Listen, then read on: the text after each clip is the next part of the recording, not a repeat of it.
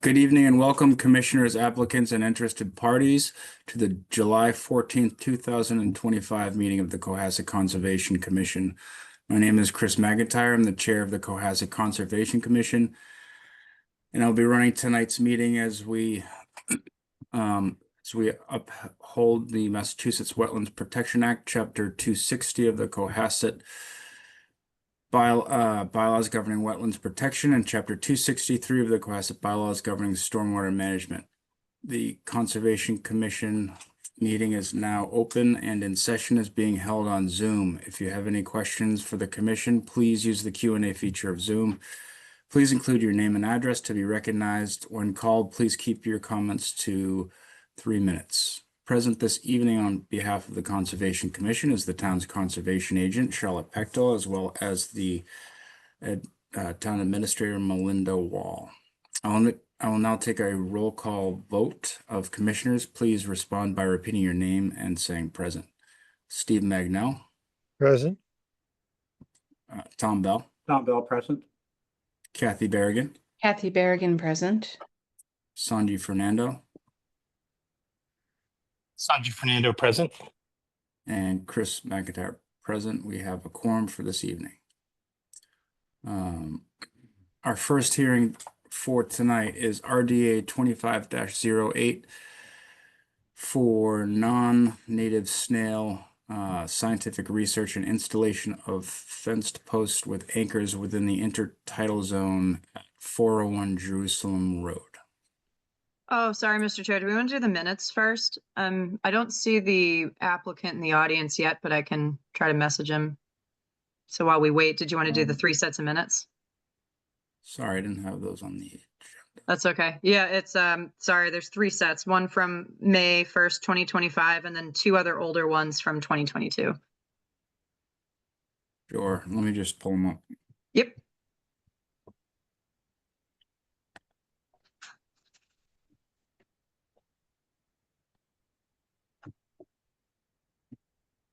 I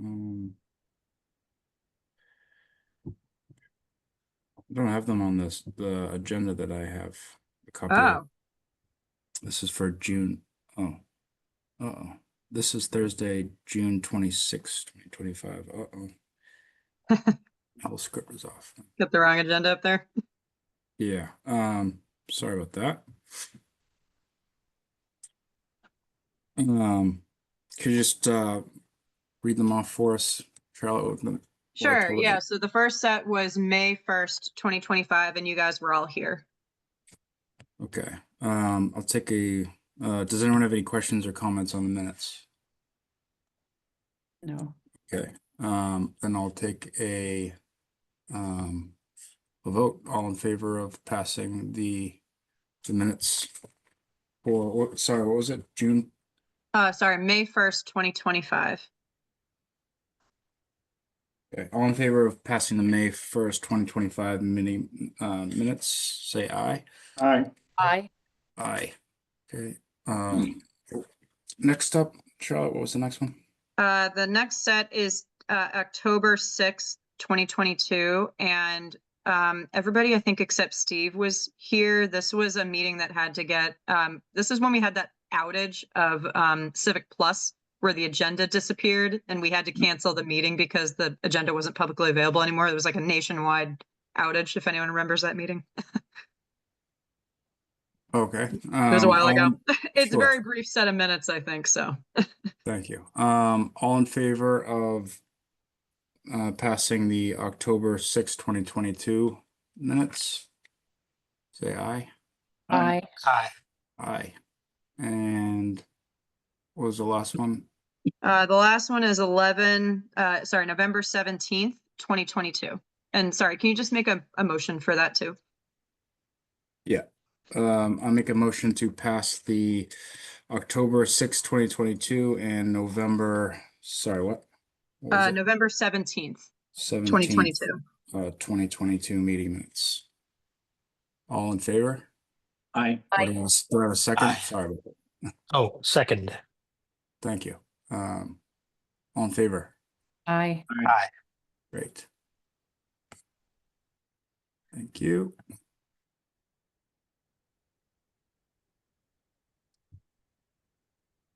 Okay, Charlotte, do you have, was I'm just concerned my whole, script is off because I think I was referring to the wrong, are we doing RDA 25-08? Correct. Yeah. Okay. So our first hearing tonight is for RDA 25-08 for 401 Jerusalem Road. The project is for non-native snail research and installation of fenced posts with anchors within the intertidal zone. Has anyone joined us yet, Charlotte? No, but I guess we can just proceed without him. Okay. So I was called by Christopher Wells. He's a PhD. Hold on, I don't know if he's PhD candidate or if he actually got PhD yet, but he approached Situate and Cohasset about doing some research to look at the ecological impacts of non-native snails in the rocky intertidal zones. And he's going all throughout the Gulf of Maine, but he also has experiments across Massachusetts, New Hampshire, Maine, and New Brunswick.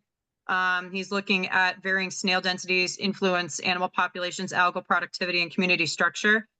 So looking at the ecological questions in this organism's role in ecosystem function to explore broader impacts. He did present to Situate. I think he's going to put I think it was 2 cages in Situate off of Everglades Road or Glades Road. Sorry, not Everglades, Glades Road in Situate. And they issued a -2 determination since he's directly in the rocky intertidal zone in the resource area. To do this research, I'm not sure if you guys read through this, but to make a very long story short, he is going to put and deploy some enclosures for the snails and keep them there for a short period of time and collect some samples and other things. And then he will, I think at some point, he will take the cages out. So it looks like he's saying at one site in Cohasset, he's going to have 6 plots. And I have a picture of that. If you guys want me to pull it up, I can. But I guess that's pretty much the extent. Let me just check to see if he's in the audience. Nope. Okay. I wasn't preparing to present for him, so I'm sorry. That's the best I can do right now, but I can pull up the picture of the enclosure. So he did get permission from the property owner, by the way. So I did speak to the property owner as well. I think they're invested and interested in marine science. So they did give approval and the owner did sign the RDA application. So it is okay to obviously submit an RDA on behalf of somebody else as long as they both sign it. So this is a picture of what Situate sent me for the constructed fence.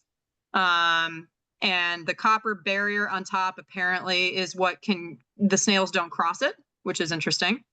So they'll stay in this enclosure in the rocky intertidal shores. And this is a temporary structure. So. And the size is about 3 by 3, right? I think so, yeah. I think so, just for the people that Yeah. didn't check it. And I can pull up near map so you guys can see it, but it's right off of this person's property at 401 Jerusalem Road. And this is approximate location that he gave me of where he's going to put the temporary enclosures for the snail research. Okay. Yeah. He does not need to use any heavy machinery to install them. But since they are a temporary structure, that's why the Situate agent and I did request that he submit at least an RDA to go before Concom for this. And you said, does he anchor them into the granite there or? Yeah. Okay. Yeah, so they don't float in the water column. Okay. Does any commissioner have a comment, question? I don't know if there's no one to answer, but except for Charlotte, so.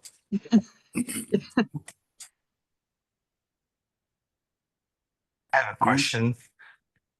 Does anyone know why the snail asked for an S on his car? What was that? Does anyone know why the snail asked for an S to be painted on his car?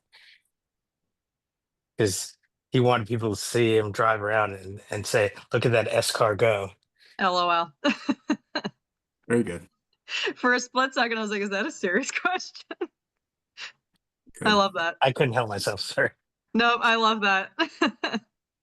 I would like to ask, I don't know if it's in the papers, Charlotte, which I can't read Yeah, because I'm let me pull it out up. of the country. Whether or not he's placing snails there or the snails are already there. Question. I think that was one of the sections Placing you 'em. passed over. I The thought like there's no snails sales will be removed moved. from low density plots will be distributed to other plots at the same site. So he's not introducing snails, and no snails Okay. will be transported between different sites. So he's using the snails on the site and transferring them to different plots or keeping them in the same plots. Will he be removing them when they're done? You said? Let's see. 4 plots, 3 by 3 by 6. 1 additional plot, modified Remove openings. Some. He's going to remove some and they're going to reduce them to a dry powder to analyze for various things. Oh yeah, maybe collected for laboratory analysis of snail condition, brought back. I don't remember what that stands for, probably his lab for determination of dry mass, ash-free, dry mass, non-shell mass. Procedure is lethal. Sample individuals will not be returned to the field. They'd be replaced with individuals collected from the same site. And he's Okay. using the same design in Situate, New Yeah. Hampshire, Maine, and New Brunswick.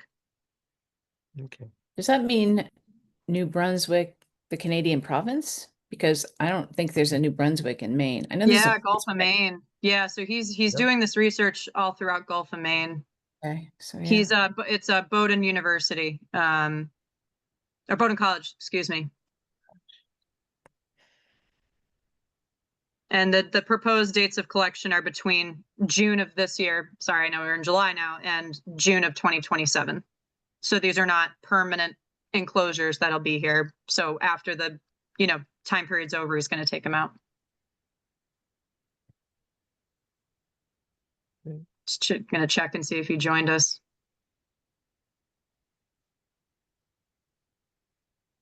Nope. Okay. Okay. Any other questions, commissioners? Tom, anything else to add? Or No, I don't have any questions. I read through it and it looks pretty benign to me. great. And there weren't Okay. that many of them, right? They were like of the enclosures, like what, 6 or something like that?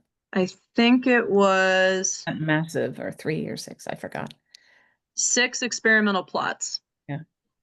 That's So he's minimal. doing more in this location than Situate. I think Situate was only doing like 2 or 3. Yeah, right. Okay. Well, in that case, then I don't have an issue with this personally. I don't think it doesn't sound like anyone does. So then I would I make a motion to issue a -2. Yeah, we can do -2 and -6 for the Wetlands Protection Act and the bylaw. Okay, I make a motion to issue a -2 and a -6 determination for RDA 25-08. Do I have a second? Tom Bell, Second. second. All right, with a motion and a second, then I will proceed with a roll call vote. Tom Bell, Tom Bell, aye. Steve Magnell, Steve Magnell, aye. Kathy Berrigan, Kathy Berrigan, I. Sanji Fernando, Sanjay Brando, aye. and Chris McIntyre, aye. That vote passes 5-0-0. Awesome. Sounds. Thanks. Next up, we have RDA 25-10 for the town right-of-ways and vegetation management. Do we have anyone to promote for that? Thank you. Hi, Stephanie. Hello, good evening. Good evening.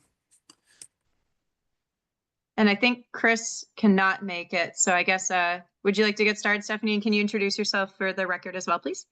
Sure, Stephanie Hansen with Comprehensive Environmental, and I am here on behalf of the town working with Chris Murray. And Do you want me to give you a short presentation on what you have there? Okay.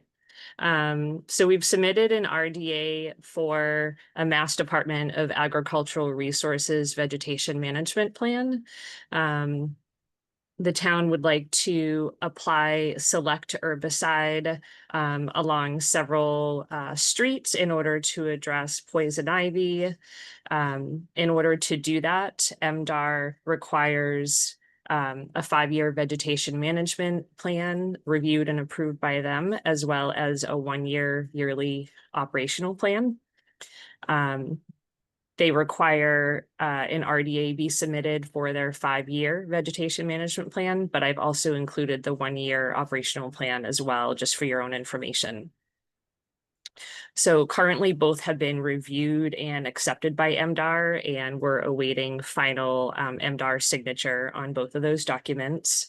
The VMP goal, so this is the 5-year plan before you.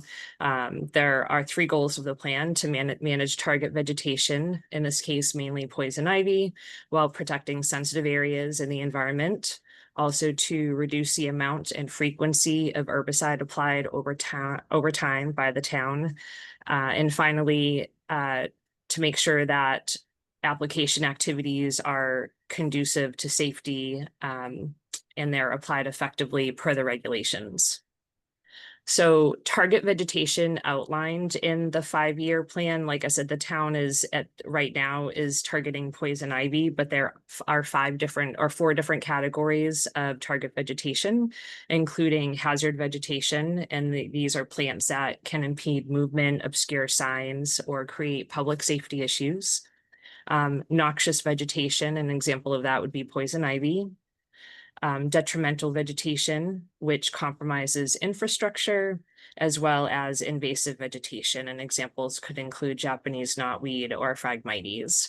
But like I said, for Chris's purposes, they are specifically targeting poison ivy. So the 5-year plan outlines mechanical and chemical management, as well as sensitive area restrictions per the regulations. And the VMP also provides guidelines for weather conditions during the application, a remedial plan in case there's some type of spill, a monitoring plan and daily log for the applicator. And then it also goes through the applicator qualifications. So in this case, they have to pass an MDR core licensing exam. They need to have 2 years of experience, and then they also need to pass a Category 40 right-of-way applicators exam in order to oversee this work. The MDR right-of-way program limits the type of herbicide that can be used. So even if an herbicide is labeled for this use, it needs to be on MDR's sensitive materials list. So they can't use anything that's not approved by MDR themselves.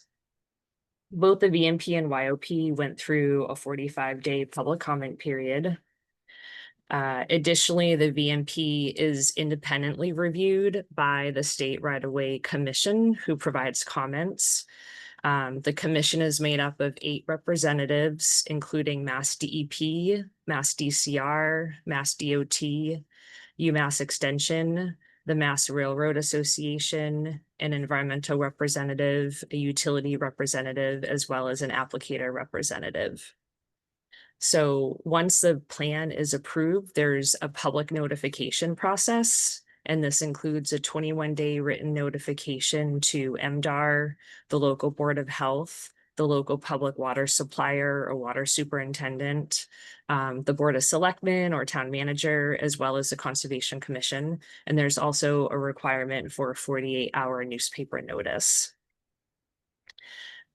Once all of that has gone through at the time of application, MDR will coordinate an on-site visit the first day to ensure that the proper documentation and approvals have been obtained and are physically on site. And they'll also take a sample of the herbicide mix for lab analysis. So it's pretty much a quick overview of the vegetation management plan. I'm happy to answer any questions that you might have.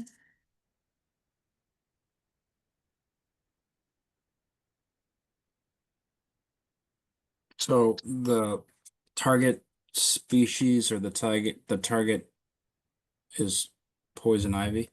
Is that Correct. Correct. The 5-year plan, like I said, has it outlines 4 target types of vegetation. As far as I know, there's no plan to take on any type of like large invasive removal, such as Japanese knotweed or anything like that. But if the town should want to do something like that along right of ways in the future, they could utilize this 5-year plan in order to help guide them. But for right now, I think there's a list of maybe 10 or 12 streets that Chris would like to target for poison ivy along the walkways. Could we pull up the site plan that was part of the submittal? Does it, I know it shows Yeah. no spray areas and Stephanie, maybe I'm we could- happy to do that unless you have it readily available.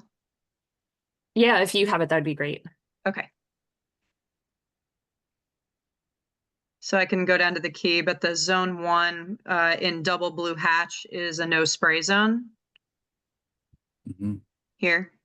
And then, sorry, Stephanie, do you want to go through this a little bit? Yep, or you might be able to see it. I can't see the legend right now. Oh, I'm sorry. Yeah. So, So what is the blue hatch near All Brass Kettle Brook? It didn't specify what that is for the blue single hatch near Brass Kettle Brook and around Lily Pond. And then the green It's- hatch is right near Lily Pond. Yeah, I think those are the surface water protection zones. So Yep. this is part of the yearly operational plan. So one of these has to be done each year. This is strictly based on Mass GIS. So these are areas that are not, you need to, MDR requires a map of sensitive areas and restricted areas that you would not necessarily see in the field if you were just walking down the street. So they have us utilize GIS to pull this map up to identify, no application areas. Sorry, I can go to the VMP. Was there also a similar plan in here? Nope.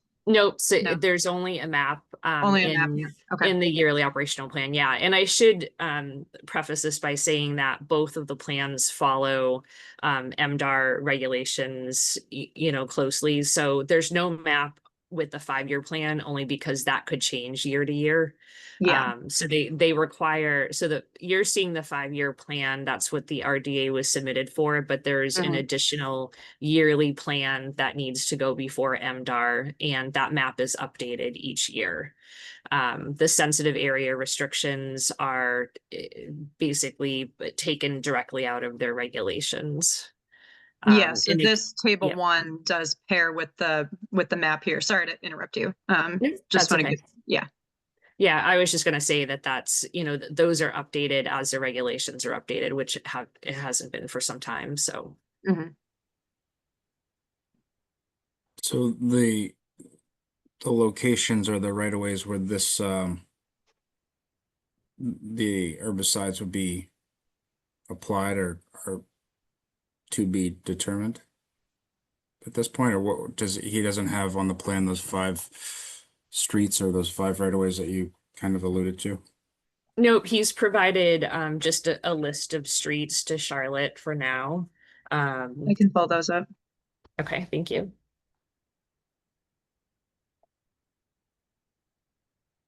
So these are the roads that Chris Murray from DPW sent to me. These are the roads and areas that they want to prioritize for now for the spot spraying for poison ivy, and it would be a foliar spray. So none of these streets are within the hatch zones in the map.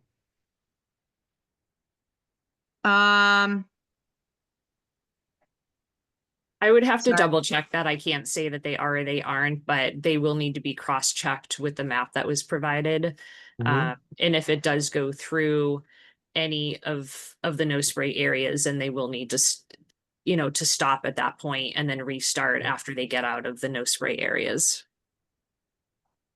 Is it correct to then interpret that as like there will not be any spraying in a resource area?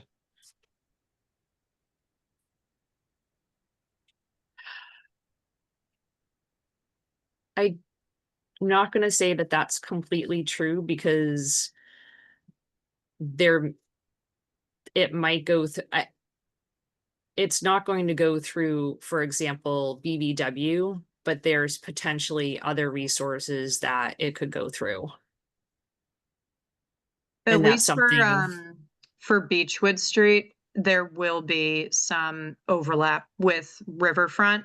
And like, no BVW on the right of way, but definitely within that restriction zone in terms of within the 10 feet.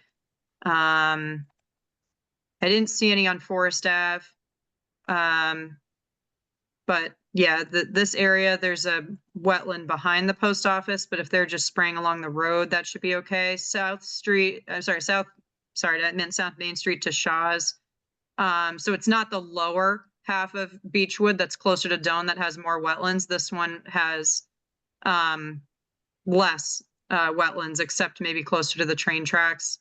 He said Pond Street spots, but unfortunately didn't specify where on Pond Street. So I did map out some conditions to try and coordinate that with him. But I'm not so sure about where he wants to go on Jerusalem Road or Atlantic Ave. I think they mean the entire street. And it's my understanding those are coastal areas in many cases, right? Yeah, Atlantic Ave and Jerusalem definitely have coastal. Beach Street, mostly inland, but a little bit coastal. But I don't think with the properties, I don't think they would be close to except for maybe one of the bridges. I don't think they'd be close to marsh.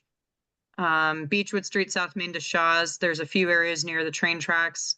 Forest Ave, there are definitely some wetlands along Forest Ave, but they're not within the no spray zones. But they would be within that 10 feet according to the limited restrictions. And then the Woodside Beechwood Cemetery, there's wetlands.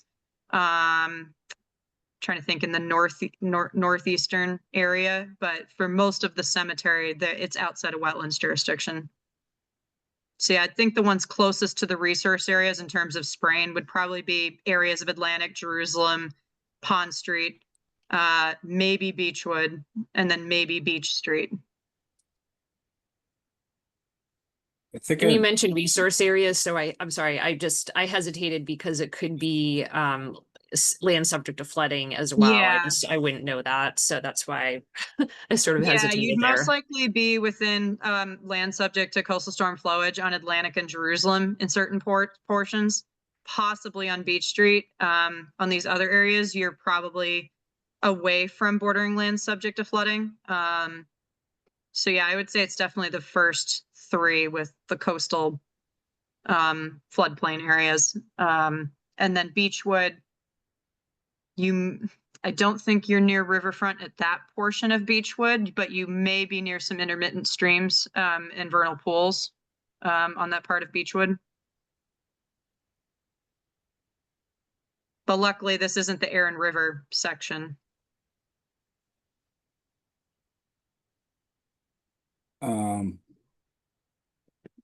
I'll go after, but Steve, any comments or questions off the bat? No, it looks like most of it is addressed in their limited areas, because most of those areas, if you look at the map, a lot of the areas is protection for the water source, and of course that's not really something that we're tasked with. But yeah, it seems fine if most of that, except for the one no spray zone there, that everything else is probably the limited spray access. So I'm not really concerned. I was just wondering, wondering what they were doing, and it wasn't until I saw the Charlotte's list of the two criteria, one for no spray and one for limited spray.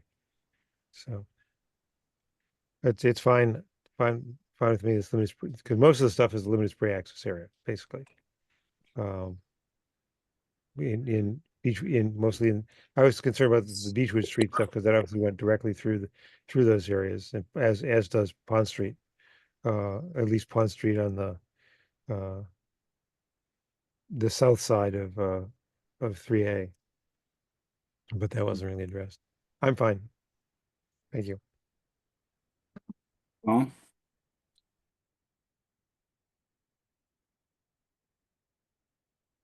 Yeah, I don't have any questions.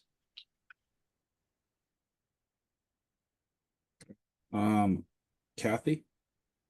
Yes, it says Jerusalem Road, and I'm wondering about the section of Jerusalem Road that goes by Straits Pond, which is an ACEC area.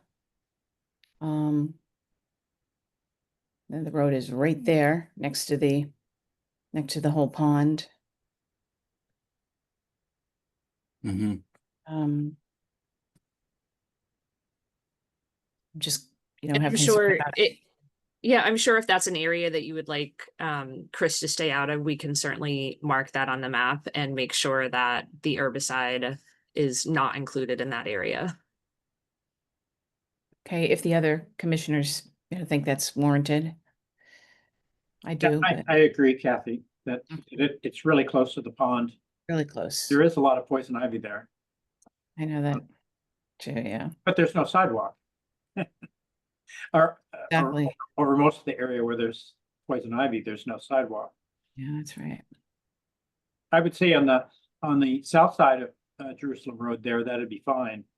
Mhm. But the side that the pond side would not be a good idea. I agree. I agree. So you don't want, so no spraying on the northerly side closer to Straits Pond on Yeah. Jerusalem Road? Okay. Yeah, well, there is a part of it that probably could be sprayed, and that's between between the church and the first house on the left when you're moving towards town. I think that's far enough away, so it wouldn't make a difference. There's a rock wall there. Oh, you mean closer to, so it's like right before the church along the rock wall? Well, it depends on which direction you're going when you talk about before the church. If Oh you're, geez, if moving driving this toward- way. if you're driving into town, the left side of the road might be okay. And now that I think of it, it's really isn't. It's actually just as close as the places that Kathy and I were referring to before. So I'd say leave that out too, if you can. Yeah. Okay. Anything else, Kathy? No, that would be great if you could do that. Thank you. Sanji? I'm just sort of thinking like this overlay and the hatch areas are based on previously mapped watershed areas. Is that correct? And if so, like, can we do an overlay for protected areas, coastal and wetland, and just make it easy and say those are no go? I don't see why not. Sorry, that Sanji, was- can you repeat that? Like if you do an overlay for like protected wetlands and coastal areas, like we Yep. did with the watershed, just put that on the map, and anything that falls into those areas, they can be no go. And then for spraying, and then maybe that's the easiest way to do it versus trying to delineate specific streets and sections of streets. And that would be for Jerusalem Atlantic and Beach Street? Yeah, if those are the target areas. I think that's a great idea if we just use the 50-foot buffer as a boundary. And we've got a rough estimate here on the map of where that is. It's not perfect, but it's pretty close, particularly for the Straits Pond and Little Harbor, and that I think that'd be a good way of sorting this out. Mm-hmm. I agree.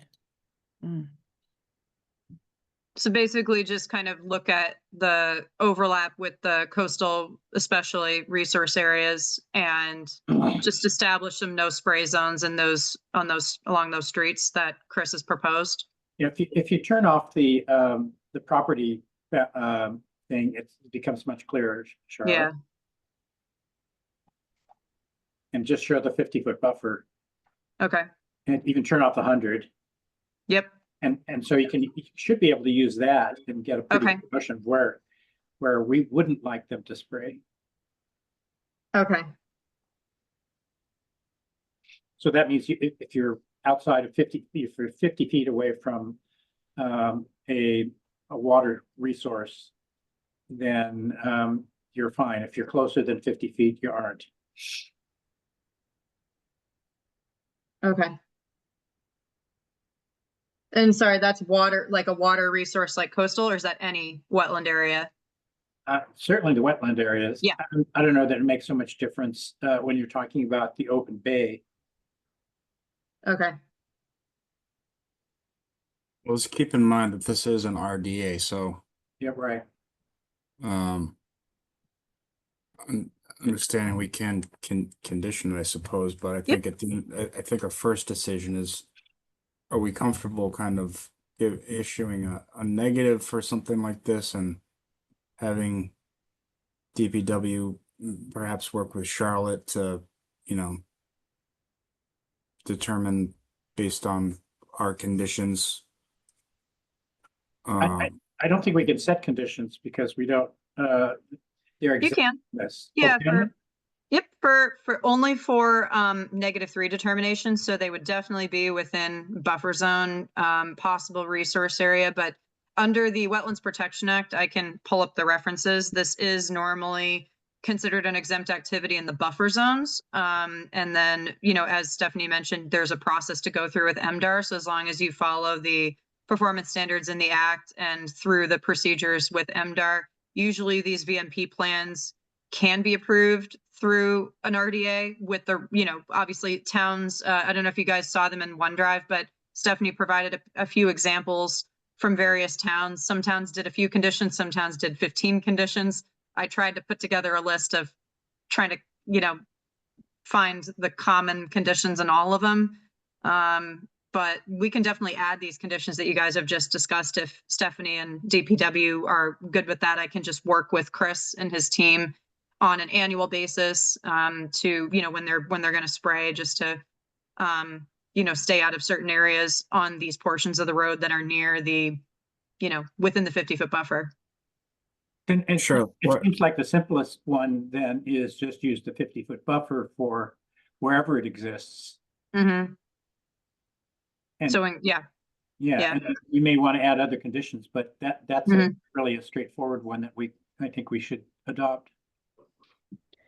Tom? Do you think the 50-foot is enough clearance for the resources? Do you think 100 would be better?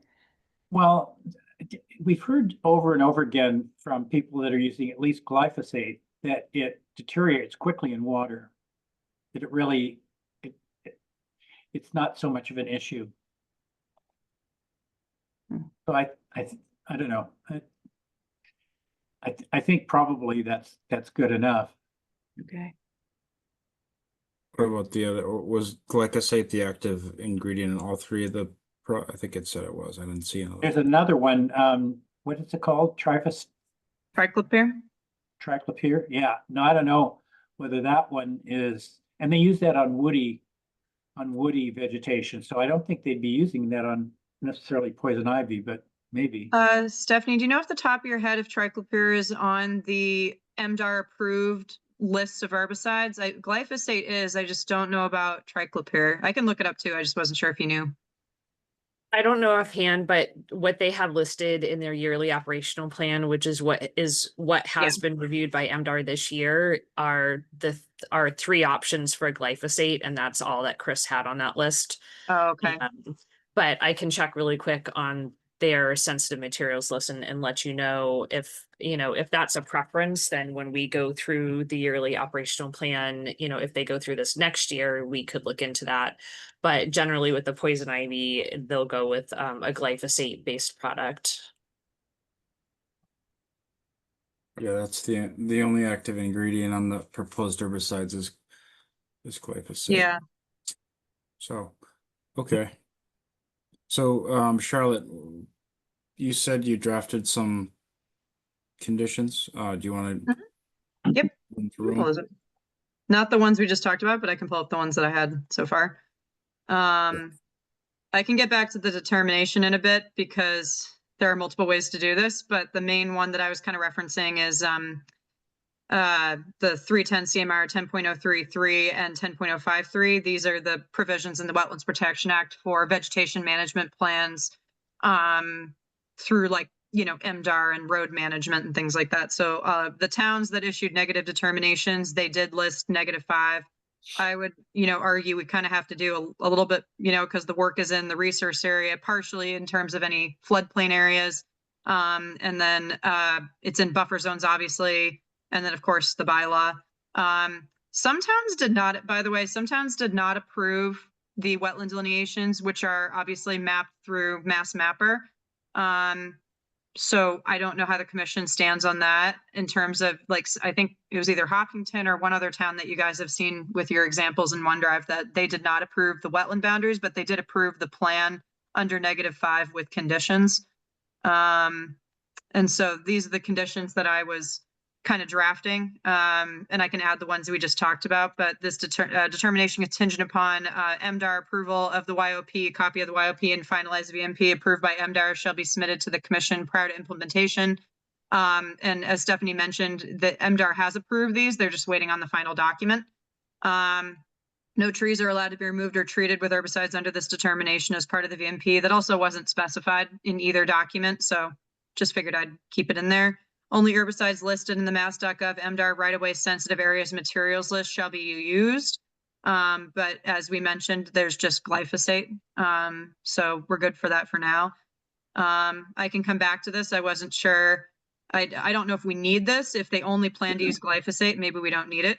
All town staff applying herbicides as part of the VMP and YOP shall submit copies of their valid Category 40 pesticide certifications from MDR to the commission prior to any applications. That's pretty typical. We usually ask for people's licenses like this if we are approving a project with herbicides. The agent will be notified prior to any herbicide application in any wetland resource area buffer zones, so I can modify this based on our discussions. These areas shall be delineated in the field prior to application. So again, I don't know if we can do that, but I think it would be nice for the town to just kind of map out that with me. So I'm happy to do it however you guys see fit. DPW and the agent shall coordinate on an annual basis to implement the VMP and inspect the areas near any wetland resource areas to be mowed or sprayed. So I just wrote near because, you know, just again, if they're working with, you know, within those sensitive areas, if we want us to have them stay outside the 50 feet, that's fine. All BMPs, best management practices specified in the VMP for herbicide applications in regard to weather conditions, equipment calibration, sensitive area restrictions shall be followed as part of this determination. This is a little repetitive, but towns had this condition of the work shall adhere to the table 1 sensitive area restrictions in the VMP. No dumping of vegetation or other debris allowed within any wetland resource area buffer zone. And then I talked about this with Stephanie a little bit, just to make sure, you know, since this is the list that we've been presented with right now, if DPW plans to change this in the future to, you know, if you guys are okay with it, he can work with me and we can modify it. As long as he sticks by the conditions, I'd be okay with it if you guys are okay with it. So only the roads listed below are approved under this determination, utilize herbicide treatment for the purposes of vegetation management, approval from the agent. And if you guys see fit, the commission is required to change this list as part of VMP and the determination. And this is straight from the list that he gave me. I don't know if we need this since it's already specified. So unless you guys want it. I would keep that in only because You wanna keep the herbicide is listed in the yearly plan, not Okay. the 5-year plan. So, and I mean, I guess as part of the 21-day notification, he needs to let you know what he plans on using, but Yeah. that MDR sensitive areas list, it does change. Yeah. So just because there are, you know, 3 glyphosate products on it this year, it doesn't mean they're going to be on it next year. I did check and the triclopyr is on the sensitive materials list that they approve and it's Garlon 4. But that's not what we have listed in the YOP this year, but we can consider it next year if that's something that the commission would like. So yeah, I would keep that in there just because it could change. Okay. So yeah, I'll definitely embed the link for the MDR sensitive materials list. But yeah, so we can keep that in here. Does anybody have any other comments before I edit this based on our discussions? Any other conditions you guys saw from the other towns that you want to include? No, I don't have any. I don't know. Does anyone else? Not me. All right, so let's add the language from, Okay. Are you Prasanji. guys okay with, sorry, before we do that, are you guys okay with me taking the commission language out? Are you guys okay with just the town submitting any changes to me? And if there's a significant change, I can definitely tell them to submit another RDA, or do you guys want to keep the language in here? Just to do agent or commission based on whatever changes they may make in the future? Well, that's kind of, yeah, I think, or commission is, Okay, yeah, because we don't know what the we don't changes know what, could be. yeah. Okay. Okay, sorry to interrupt you. Let's see.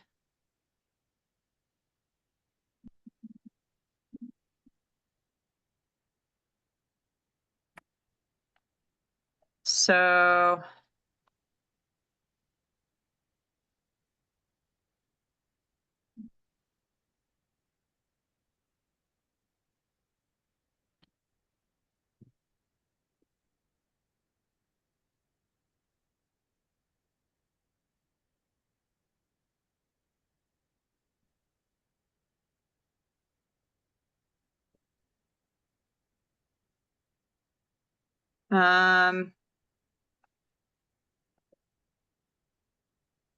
Really, really short, but does that kind of get the message across? Put it as a separate condition. I kind of like the idea of they propose streets and we, give them ahead of time, like areas that we know, and then Okay, beyond that, I think maybe you have some communications with their, plan or. eh,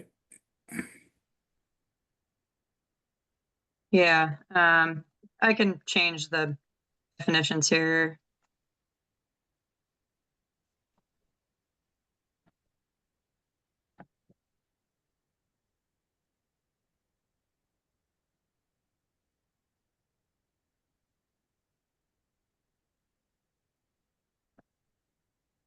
Trying to figure out how to word this, Chris, so let me know if you have a better way to word this.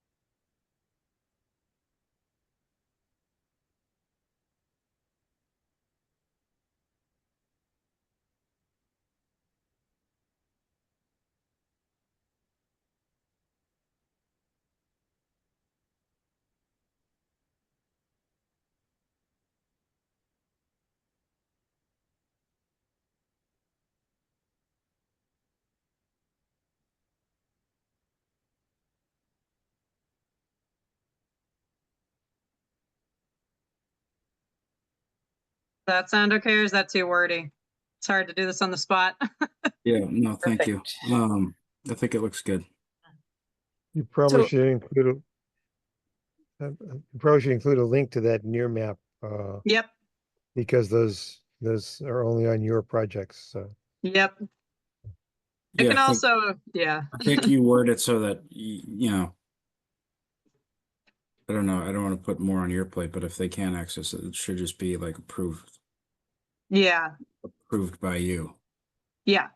the overlap. Good. Okay.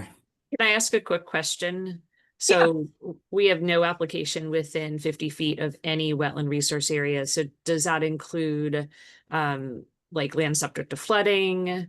I'm just thinking that and I don't know the streets as well as Chris or you all do, but will that severely limit where he's able to apply if we put any resource area or within any wetland resource area? So for our like local bylaws, we don't have a buffer zone for land subject to coastal storm flowage. We only have a 25-foot buffer for isolated land subject to flooding.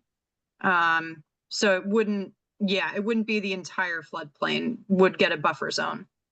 Okay. Should we specify that? Mr. Chair? Yeah, I think so. Not, yeah. Unless anyone else in the commission, and their commissioners have objection to that. Okay. Good. Thank you. I think that looks good. Any other comments or questions from the commissioners?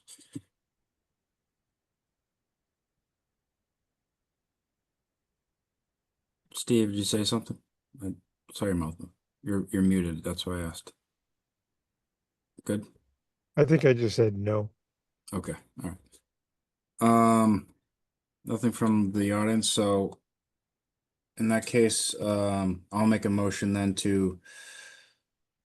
Is it -2 and -3, or what was it? So, Stephanie, are you comfortable with not approving wetland delineations like the other towns? Because we didn't really talk about that tonight. I know that may or may not be part of the process for reviewing these VMPs, but It's generally they generally don't go out and flag Yeah. all of the Right. wetlands. So as long as you guys are okay with that, that's fine with us. okay. So I'm sorry, Mr. Chair, do we want to not approve the wetland boundaries which are just shown per mass mapper with this? Well, our conditions are going to include near map, right? So their boundaries will be kind of subject to your review already, right? Okay, So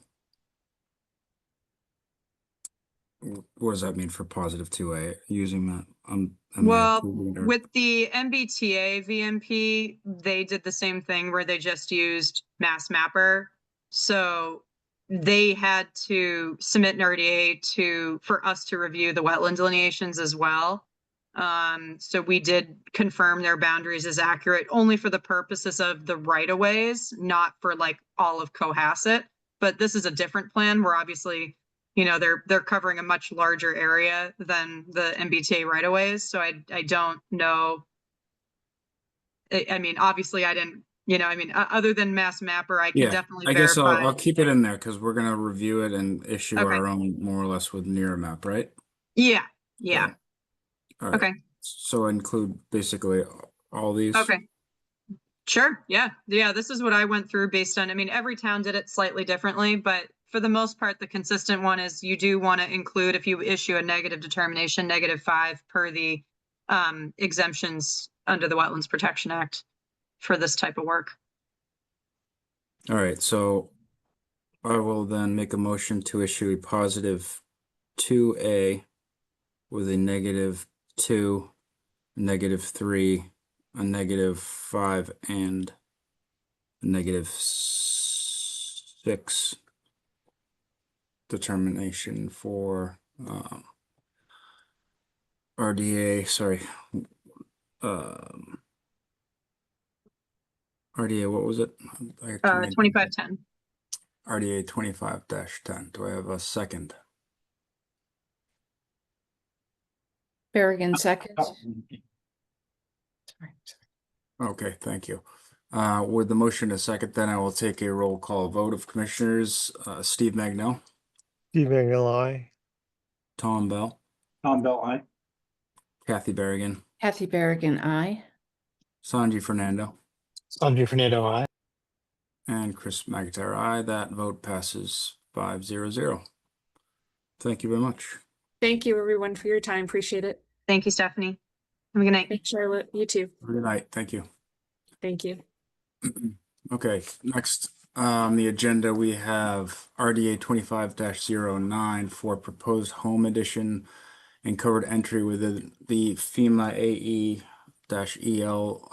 11 floodplain and installation of drywall and bordering vegetated wetlands, 100-foot buffer zone at 107 Atlantic Ave.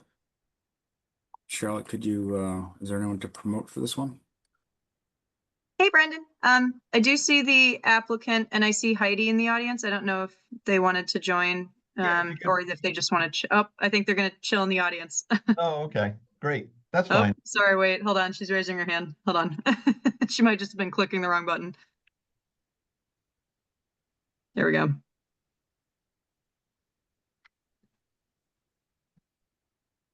Great. Hi, Heidi. Sure. So for the record, Brendan Sullivan with Merrill Engineers and Land Surveyors, here representing the owner and applicant, Christine Nichols of 107 Atlantic Ave. I can pull up the plan. Cheryl, could you let me share my screen? Oh, I'm sorry. Should have That's done okay. that. Should be all set. Great, thank you. Yes, the property is at 107 Atlantic Ave. It's kind of halfway between Treats Pond and Lothrop Lane. It's more or less a retreat lot, developed properties all around it. There are some BVWs associated with that that drainage basin that drains to Treats Pond. There's also some offsite BVW associated with number 95 Atlantic Ave. Most of the resource area on site is in a floodplain with elevation 11. Most of the site is below elevation 11. The first floor of the dwelling is approximately 16.5 feet. The ledge outcrops really are on the southeast corner of the property, the building, and the northern portion of the building. That's really the only areas that are above the floodplain. What we're proposing is a 16.5 foot by 10.5 foot addition, more or less a mudroom on the back side of the house, keeping the existing access on that side. As you can see, it's just outside of the 100-foot buffer of the offsite BVW. The foundation will have flood vents to let flood waters egress and egress out of the structure. So actually the addition, I know it says 10.5, but we'd like to make it 11 feet, another foot bumped out. There was a discussion with not conservation, zoning. We are going to zoning next month. We have a file submitted for them for work within the floodplain. So the 11 foot, we are non-conforming along this rear yard, the side yard setback. And there was a height discrepancy interpreted by the zoning board. So as I said, we'd like to go, instead of the 16.5 by 11 by 10.5, we'd like to make that 11-foot addition. Most of it's all over existing stairway, concrete pad in the back. I think the net impervious gain might be 40 square feet total. So with that, I'll send it to the board.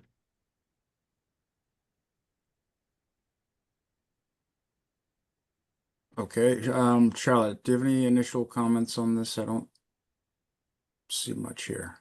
No, not on this one. Seems pretty straightforward, at least to me.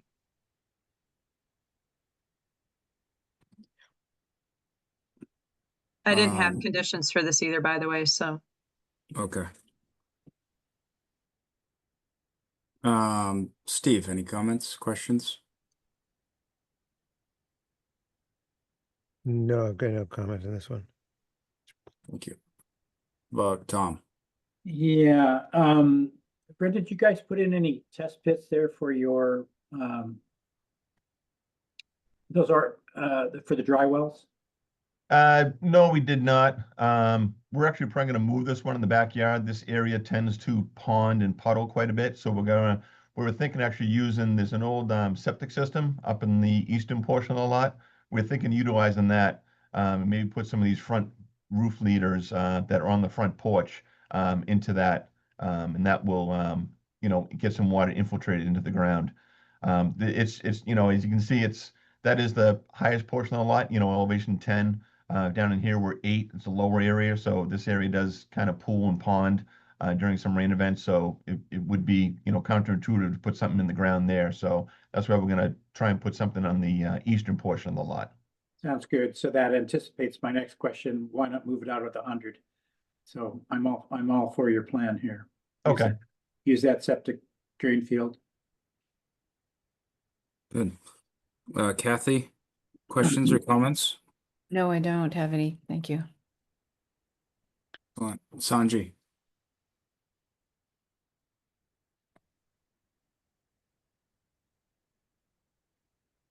Oh, sorry, I was on mute. No questions. Okay, good. Thank you. I have no comments on this either, so, I would, give to, sorry, what was the determination for no impact, Charlotte? remind me. So I'm sorry, Brendan, just to Sorry. confirm, you'd be moving the work entirely outside the 100-foot buffer, but you are still keeping the work partially in the floodplain, right? Yes. Okay, so if we issue a negative determination, it would just be -2 and -6. -2 would mean the work is in the resource area in terms of the floodplain, no work in buffer, and then -6 would be no work under the bylaw for an NOI. Thank you. Then I make a motion to issue a -2 and -6 determination. I don't know if you want to open up to abutters or anybody. Is there anyone in the audience? Yeah, sorry. Yeah, I you. have not, I don't see anyone raising their hands. We did get a few letters of support from abutters on Atlantic Ave. But yeah, I did not receive any other comments from abutters other than just letters of support saying they reviewed the plans and they're okay with it. Too fast for you, Brendan? I think so. No comments from the audience at this time, so I stand by my motion to issue a -2 and -6 for RDA 25-09. Do I have a second? Tom Bell second. Great. With a motion and a second, then I will take a roll call vote. Steve Magnell, Steve Mangle, aye. Tom Bell, Tom Bell, aye. Kathy Berrigan, Kathy Berrigan, aye. Sanji Fernando,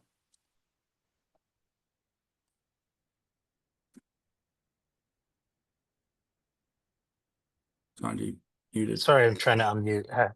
Aye. and Chris McIntyre, aye. That vote passes 5-0-0. Great. Thank you very much. Thank you. Thank you. Welcome. Bye-bye. Thanks, Brandon. Thanks, Yeah. Heidi. Sure, bye-bye. Okay. All right. Next up, we have NOI 26-16 with stormwater permit 25-08 to raise and rebuild an existing dwelling, reconfigure a paved driveway, construct in-ground pool, patio deck, guest house, and 2 subsurface stormwater infiltration systems partially within the Salt Marshes 100-foot buffer zone and land subject to coastal zone flowage at 58 Gammons Road. Hi, Tom.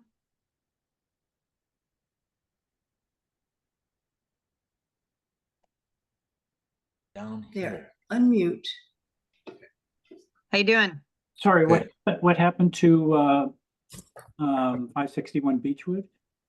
Oh, I'm sorry, Chris. Did you read 58 Gammons first? Yeah.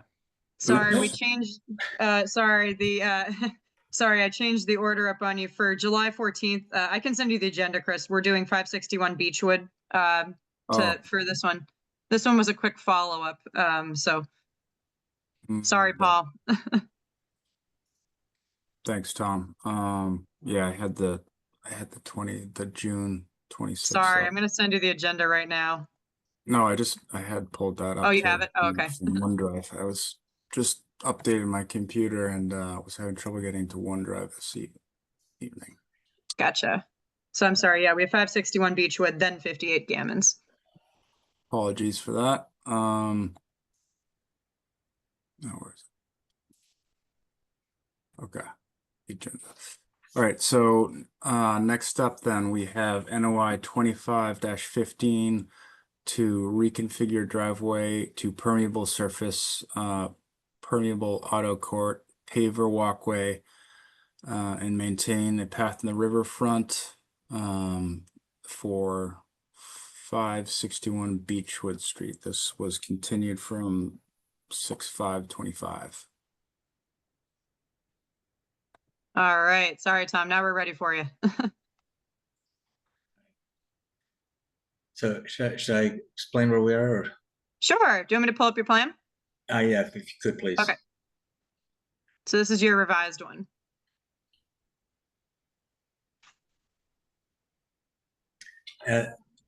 Can you push it up a little bit? The bottom of it isn't showing, at least on mine, right? Yeah, there. Oh, Right. like that? Right. Thank you. So basically, we had reviewed this back in June, about 5 weeks ago, and it is the bulk of the area that you're looking at there is the existing house yard that's been there for about 80 years. And so what we have done is we're taking just as a review. It's an existing house. We're building on the exact same footprint, no change. And I was just notifying you of things. I wasn't sure exactly how it works with the city and the Conservation Commission. So things that I know everything kind of impacts the world. And so the list of things that were just discussed, there's a driveway as it approaches, as you drive down Beechwood, we come right to the end of Beechwood by the reservoir. That's where the site is. And there was a parking place on the right. It's paved right now. We just want to just remove the paving and put for parking, and then actually because we're moving the entrance over to the left side of the house, we proposed just having a space to the left side of it as you drive along, and that would lead up into the driveway. There would be pavers. The whole thing is pervious paving where the cars would be. Some basically just paving stones, but again, it's a pervious system essentially. And some planting around the house. All of that's just telling you guys what we're thinking of, what we're doing here, thinking of doing it, assuming we don't run into a problem with it. In the back left corner of the house, there was a deck there. We took the old deck that was totally rotted, took it out, and we're just building some steps down to what again will be just some stone pavers for a patio. Beyond that, the one thing we asked and you see the original ask was for an ability to get the property actually goes over to the stream in the upper left-hand corner. And so, and there we're the only thing we were asking was if we could have a path, create a path, meaning just a mode path, that's all. That somebody could go, living here could go over by the stream and join the rest of the neighborhood who seem, this is what I see. And I had proposed at the time, because Charlotte asked me when we met over there, she said, well, what do you want? She asked me enough times. I finally said, well, a 20-foot path, but it was suggested that's a little bit of a big ask. And I understand that. And so I just suggested that we would reduce it. And that is the revision in the plan from where we were to a 6-foot path. The whole area through there is basically the invasives have won the day, and so I would like to clean some of that up, but I know that causes issues too. So I'm really just trying to get this house rebuilt, and would like to be able to have a path over to the stream. I think that's, in a nutshell, that's pretty much it. Oh, and one other thing. at the top of the draw, where the site plan shows that there's a fence up there that would run, was there a long time ago. It's my understanding it's broken down, but the reason it's there is because there is a lot of the abutting house has a yard has a lot of just junk that's been thrown back there. It's just rotted, and so what we're asking is to be able to put a fence up just to cover it up. I am going to approach the neighbor before too long and see if once I can. I've been trying to get other things done, but if I could exchange a fence with them at the price of a fence with just getting their stuff out of there on my dime, that would be preferable to me. But in the meantime, I would ask to because assuming that somebody says no, which is a fair assumption, that a fence would at least block the view of the stuff. But if I could take it out, I'd just assume, because it's a beautiful, beautiful area back in through there, and it would just all be more exposed. But that is, I think that basically is what I'm asking. And a lot of this was just an information. I don't know.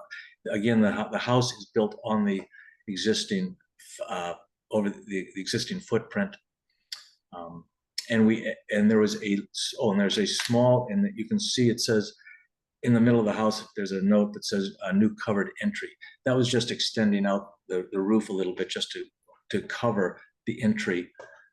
But as we build it, but there again, that is going to be a built up entry with a wood decking. It's just 3 feet out flat, and then steps down a couple steps so people can get in and out.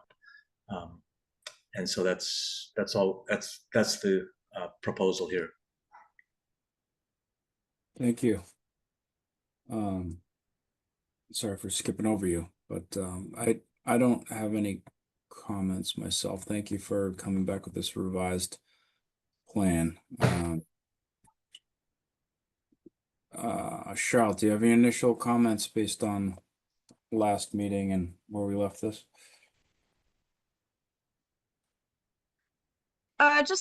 Just a couple conditions, like pretty straightforward, mostly for the path, but other than that, not really. Okay. Steve, any comments or questions for the applicant? No, thank you. Tom? Yeah, I really sympathize with the applicant about the mess on the adjacent property. But having said that, I think that if that decrepit fence was removed, we'd get a lot better wildlife passage there. Certainly an impediment, something of an impediment to wildlife passage, and that's one of the aspects of the riverfront that we really like to protect. So I don't know how what kind of arm twisting we can do to the neighbor to get that cleaned up. And certainly this is not Mr. Platt's fault that there's a mess there. But I think it would be an improvement to remove that decrepit part of the fence. I can see here that it's kind of piecemeal there. There's holes in it probably. But I certainly wouldn't want to approve a new permanent fence there. Again, the reason is for wildlife passage, which is an important aspect of the riverfront. I'd like to suggest if I had to build a fence, there's 2 types of wildlife. Some are big and some are small. And smaller, I could raise a fence up a couple of feet, and I know the beavers already walk through our yard anyway. And I could also stagger a fence for just the site to cover up the site of it. And I could stagger it so that the deer could get through. The coyotes will get through anything. Yeah. I guess that's the 3rd type of animal. Something like that could be done. I could if I can't do better with a neighbor, I can come back to Charlotte and we could review that and see if that would work. Yeah, I'm also reluctant to approve any kind of, I mean, it already exists. So it's kind of a tough one here. I mean, you already do have a fence there. And again, I would like to see it removed. I don't know how to get your neighbor to comply here. And you did say that if he cleaned up there, you don't feel like you'd need a fence. No, I don't want a fence myself. But right now, what's there, it's way beyond an eyesore. It's in fact, if anybody did it, it would be illegal. If I did that, I'd be in jail. Yeah. Oh, yeah. That's been there for probably long before the riverfront legislation was established. And so it's not like he's grandfathered in, but if he were to come to us now to do anything in that space, we would condition that, of course, and part of that conditioning would probably be to remove that debris that he's allowed to accumulate there. So, okay, if you think you can build a fence that doesn't interfere with wildlife movement, then I'm okay with that. My preference, of course, is that you do negotiate with him and try to get a much cleaner solution. I'm sure that'd please you even more. So I appreciate your support as best you can do it, and quite frankly, it's an idea that hadn't occurred to me because nobody said anything. You know, you got enough other things when you're doing construction, and but I don't mind doing that. I'll do all I can to get rid of that stuff, because it just improves the value of the property by a lot. If you can, I have a house that I'm going to be selling, but I'm really not selling a house. I'm selling some land. yeah. So, and from the beginning, my intention has been to maintain the scale of the house so that it has a more, it started as a cabin in the woods and try to maintain that cottage quality rather than to build a Barbie house. And if I can do things with regard to that fence, I will. To me, it's the enemy of a good idea is a better idea. So I like the idea. Okay. Yeah, I'm good with it. I hope everybody else does. No, I really respect your intent here. I think that's great. We see so many things where people want to build some grand house and gobble up some native habitat, and you're not doing that. So I really appreciate that.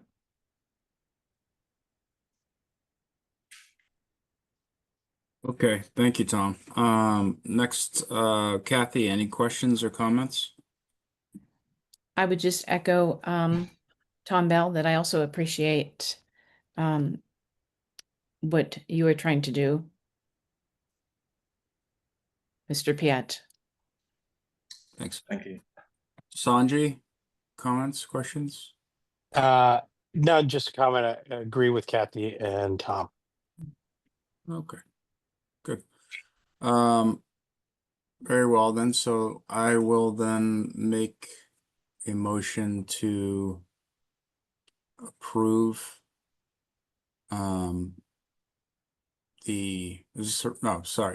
this isn't a revision. This was continued. Got it. I make a motion to approve NOI 25-15 for 56 Beechwood Street. Sorry, Mr. Chair, it's 561 Beechwood. Is that what I said? 561 Beechwood, yes. And So are these conditions okay? Can we add a condition about the fence that it be baffled and a couple of feet off the ground at the bottom, and as the applicant described? Yeah, sorry, Mr. Chair, I had these three, I just added this third condition, but do you want me to read through these? Oh, yes, please. So these are the three conditions since, this project has just a little bit of work within that inner riparian zone. So all mowing and vegetation work, removal work as shown on these site plans within riverfront areas shall be done by hand with no heavy machinery allowed in the resource areas or buffer zones. Any invasive material that is removed by hand as part of the site plan shall be removed from the site and disposed of properly to prevent the spread of invasive species. And then per our discussions tonight, a revised site plan design for the proposed new fencing along the northerly property border within the riverfront area shall be submitted to the conservation agent prior to installation that includes sufficient clearing from the bottom of the fence to the ground to allow for small wildlife passage, as well as a staggered fencing design to allow for larger wildlife passage to pass through the fenced area. It's great. Sound good? Sounds good, Charlotte. Very good. Okay. Sorry, Mr. Chair. Thank you. So with that motion and these conditions, do I have a second? Tom Bell, second. Great. With that, then I will take a roll call vote. Steve Magnell, Steve Magnell, aye. Tom Bell, Tom Bell, aye. Kathy Berrigan, Kathy Berrigan, I. Sanji Fernando, Sanji Fernando, aye. and Chris McIntyre, aye. That vote passes 5-0. Thank you, Mr. Piat. Oh, good sorry. luck We with also your- need a variance. Sorry for the work in the 50. Sorry. I make a motion to order to allow work within the 50, or issue a variance for work within the 50. Do I have a second? Tom Bell, second. Thank you. Take a roll call vote again. Steve Magnell, Steve Magnell, aye. Tom Bell, Tom Bell, aye. Kathy Berrigan, Kathy Berrigan, I. Sanji Fernando, Sanji Fernando, aye. and Chris McIntyre, aye. That vote passes 5-0. Thank you. So, thank you. Thank you, Tom. Good luck. Welcome.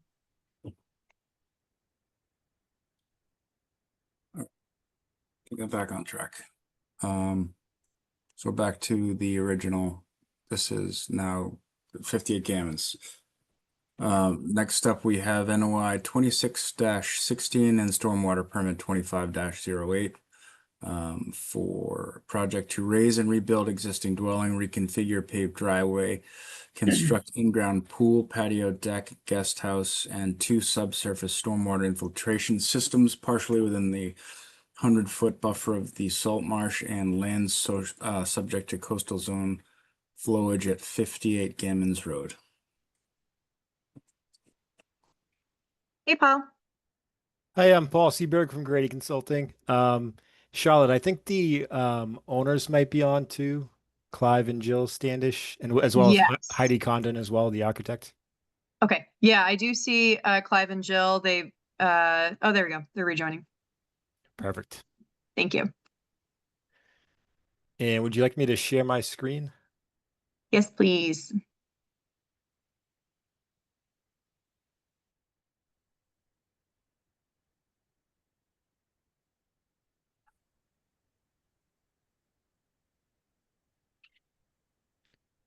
Can everybody see that okay? Yes, thank you. Let's Perfect. zoom in a little. That would be.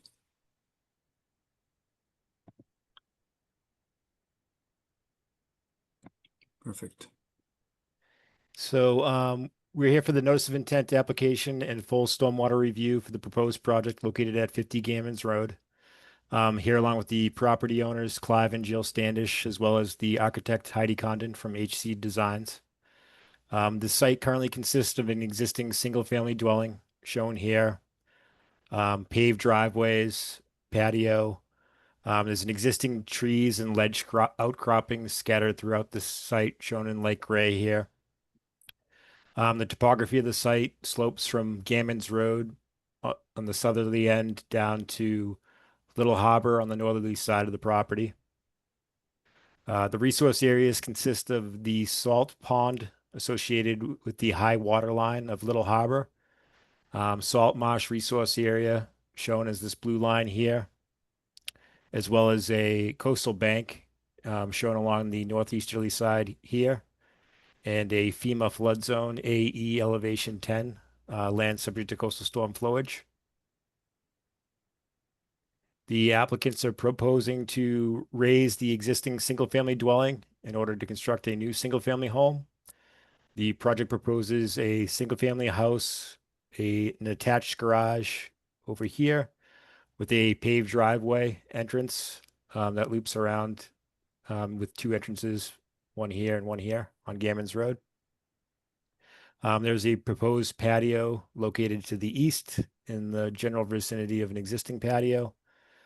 In addition, the project proposes an in-ground pool and cabana located on the northwesterly side of the property, as well as a guest house located on the easterly side shown here. The proposed dwelling and driveway are located outside of the 100-foot buffer zone, which is shown as this light green line throughout here. The project proposes to connect to existing underground electric, water, sewer, and gas services that currently serve the existing dwelling. Stormwater runoff from the site currently flows from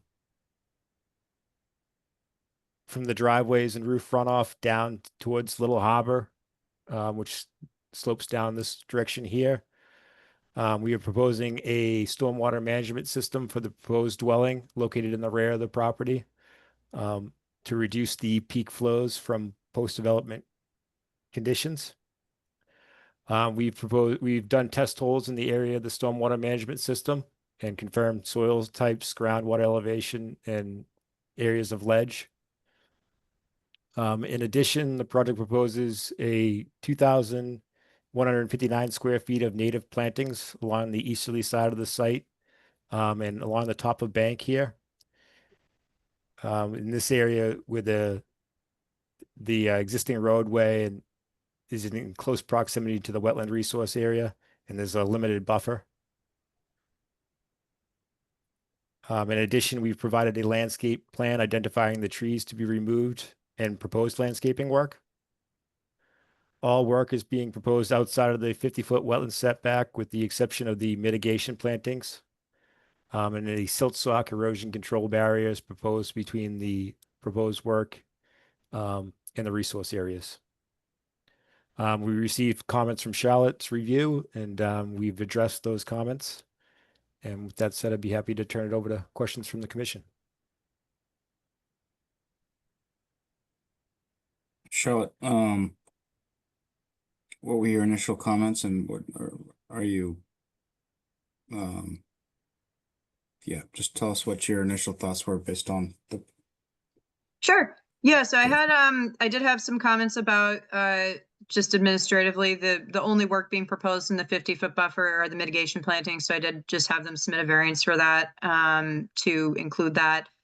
This work is contingent upon I believe planning board, and they have submitted to planning board for a special permit, I think for removal of ledge not related to the house.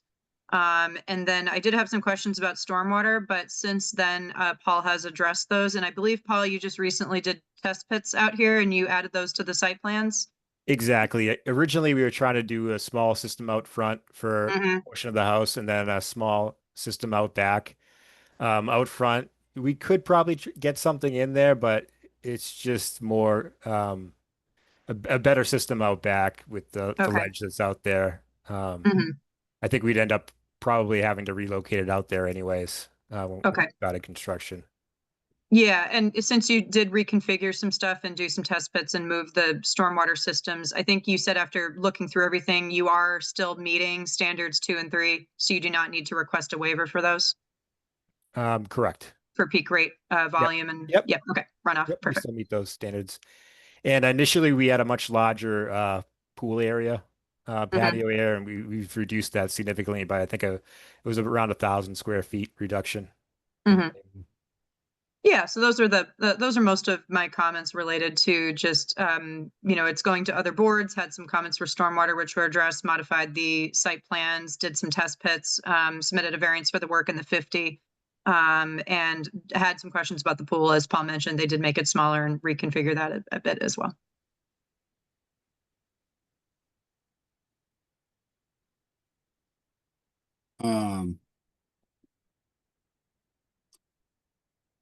Steve?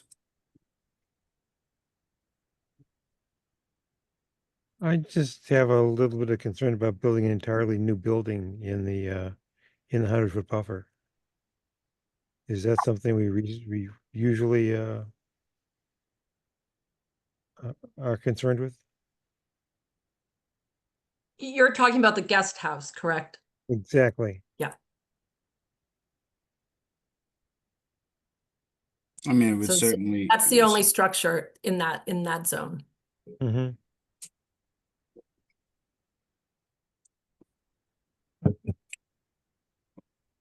Is there any way to pull it out or partially out? We were trying not to touch ledge, and it would be on piers, so water would go under the building. While it's obviously impervious, it would be up on piers, so water could run freely underneath.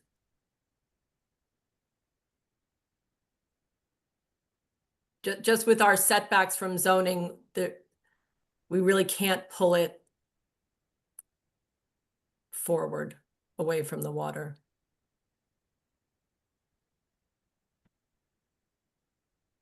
I believe that the owners would be happy to reduce it if that would help.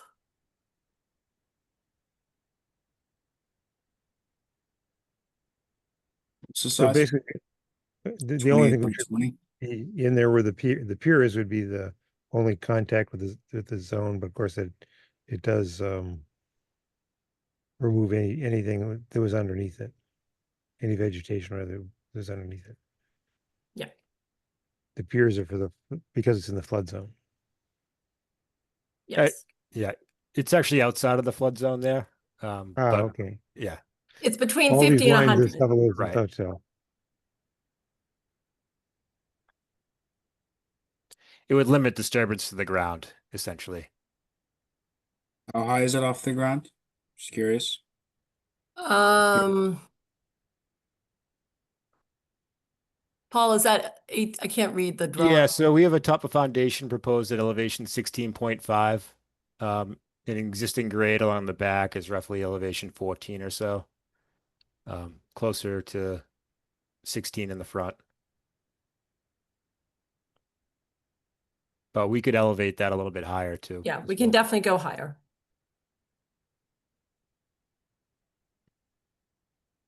All right. Anything else, Steve? No, We that come was back the to only that. concern I had. Thank you. If it's an Tom? issue, we can definitely reduce that building. Okay. Yeah, we'll come back to that.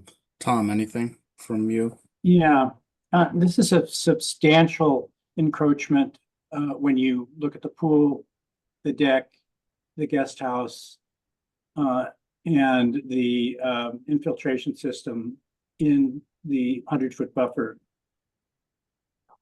And we're not talking about a little bit of disturbance and a substantial addition or alteration to the grade, which Charlotte, remind me, what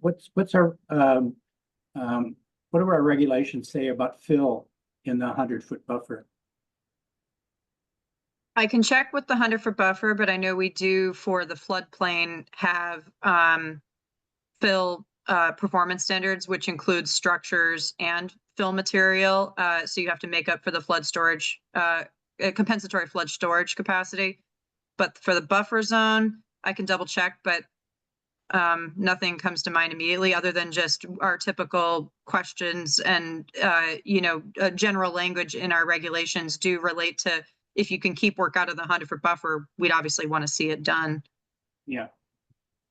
Yeah, so again, back to the magnitude of the disturbance in the 100-foot buffer, it's really substantial here. It's more than we, I think, than we ordinarily see. So the priority is the pool. If the pool is considered, I think the clients would remove the guest house, since that is the most aggressive part of the project. Can I ask why you've pulled so much of the main residence off of the existing footprint towards the resource area? It's a little faint on this, but you can see. We really needed a better driveway that was usable. The current driveway is very, very tight. And our goal was to keep the house out of the of any buffer zone. So the house itself is not in the 100-foot buffer zone. Yeah, I think the other thing is the current, I know this is the Conservation Committee, but the zoning team also told us that the current structure is violating current Yeah. zoning. So it's too close to the road and also too close to the property to the left. So we're actually improving and getting it back into zoning regs. So we're pushing it back because it should be back. And Eastwood. And we're pushing it east because it's too close to the home, which is 46. Yeah, if you can see here, this dash line represents the zoning setback line. So this is your front setback. So we're pretty close to the front setback line with the proposed dwelling right here. So when we designed the home, we wanted it to be completely compliant with regs. And that's why we decided to make sure that that's why we couldn't build on the current footprint. Thank you. Yeah, I see. That still doesn't address the encroachment on, but into the 100-foot buffer, which is again substantial. And while I appreciate your volunteering to eliminate the guest house, I think we still need to see some movement here for some of the other elements here as best we can. Although I don't see any room really to put in a swimming pool here, unless you do get into the 100-foot buffer. So maybe you can speak to the what you're going to do with your landscaping or whatever to offset the disturbance to the 100-foot buffer. Paul, do you want to talk Yeah. about the plan we had for landscaping? Exactly. So this area of the pool within the buffer zone, the whole pool area in general is approximately around 2,000 square feet, plus or minus. So And the total encroachment in the 100-foot buffer is 2,000 square feet? it would be less than that. The whole pool area, patio area is around 2,000 square feet-ish. Is there any way you could be Okay, very accurate there? So now you've got a deck in there too. So what? Yeah. Can you tell us? So what total- actually, if you add in the deck, I would say it's roughly around 2,000 square feet, approximately. Is there any way to get a very accurate estimate, like given Tom's statement, like it's just so hard to know how much you're encroaching in square footage? Yeah, we can do it right now. Good. Line right here.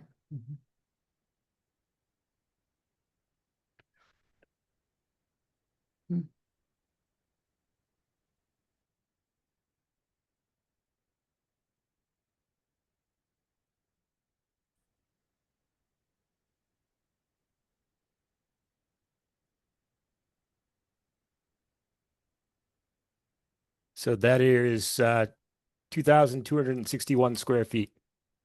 And then considering you're going to at least disturb within the 100-foot buffer, you've got to account for perhaps the infiltration chamber too? So that would bring us up to 3,045 square feet. Okay. And then as far as the mitigation plantings, we are proposing along the northeasterly side of the wetlands here that's an area of 2,159 square feet. So why are you putting it, what are you going to do there that is different from what's already there? Is there something wrong with what's there? The Are existing you house- improving, are you improving here somehow, or is it already naturalized? And are you just, which would be another encroachment, in fact, if you're going to go in there and plant within the 50-foot buffer here when there's actually no previous disturbance, I don't see how that works.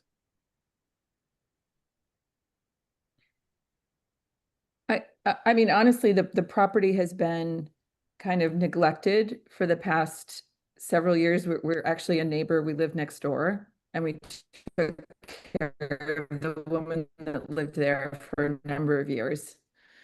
And so when she passed, this was our dream, is to actually improve the property. So that home was in that family for 50 some odd years. And that whole area to the east is where they dump all of their lawn and twigs. There's actually some metal fencing in there. There's actually a dock sitting on it that has been sitting on the marsh for years and years. And so that to me was, I mean, we want to make it natural, but we also want to get like there's a couple of steel fencing in there that they're not attached to anything. They're just lying on the ground. Sure. So, and there's some old lights there. So, I mean, it's just old and abandoned. Can I just add? Charlotte, can you scoot over and let's take a look at that? Oh, wait, I can move it myself. Is that the area that's outlined in blue, Charlotte, on near map? It's proposed to be Yes. planted? I see. Yeah, it's not exact, but that was the approximate area for the 50-foot buffer. I'm sorry, the restoration work in the 50-foot Yeah, buffer. restriction. Have you been out there, Charlotte? Mm-hmm. And is restoration, is this an appropriate place to claim that you're restoring something or not? I think, and Clive and Jill can correct me if I'm wrong, but this area in particular, part of it is existing lawn. So to remove existing lawn closer to the resource area, that is a, I think it would just depend on, obviously how you do the resource work. So obviously we wouldn't want to see, manicured mulched bed areas. I think we'd want to see, in these types of restoration plans, we've wanted to see more of a natural vegetative conditions where you plant everything and you embed a seed mix. And I think, Paul, correct me if I'm wrong, but I think those were some of my comments too of how you're going to do the restoration work. Exactly. So Yep. I think if this was restored to naturally vegetated conditions, it would, give the salt marsh, I think, a better buffer than what's currently existing there, which is grass, weeds, and definitely debris. But I admit I didn't walk this entire restoration area. I'd be happy to do that, with any conditions. But yeah, just by looking at it, it could be improved. Okay. And they're not Originally, removing yeah. trees in this area either. So they're not removing trees for this restoration work. Right. Originally, we had them in this area here, but after we delineated the coastal bank, we pulled them back to the top of the coastal bank. Yeah. I was thinking this area would be ideal since it's in close proximity to the pavement. You have stormwater runoff going down through this area here. But given that this is in the coastal bank, we pushed everything back outside of that coastal bank. Thank you. Yeah, no, it's definitely good to restore these areas as close to the resource areas as possible to give them that natural buffer. That we were thinking of going over to the west but that area floods with next door, so we see it. So there's water that comes over that wall. And so even if we planted something there, it probably wouldn't live because of the wall up over the wall. Yeah. So that's why we focused our migration to the east. So that's where it's going to have the most ecological right improvement. Right. Improvement. That was our thought process. Can we see a detail of the restoration plan? So this is the landscape plan here, with the plant list and plant schedule up here. Some details on as far as the planting, shrub details and perennial details. Paul, would it be okay to zoom in on that a little bit more, Yeah. at least on the plant schedule? Yep.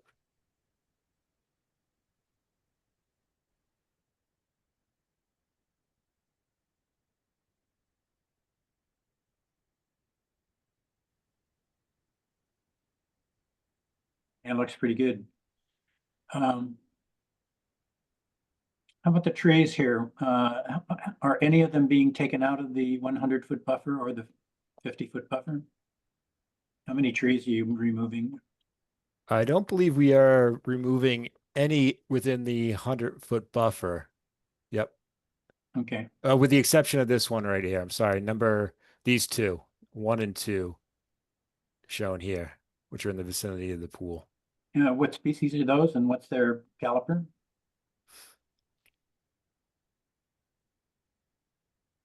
One and 2, they're deciduous, 12-inch and a 20-inch. Okay. And the replacement will be where of those? back in your, the area that you were gonna, So that would be in this area here, which we Mhm. are proposing 6 eastern red cedars. okay?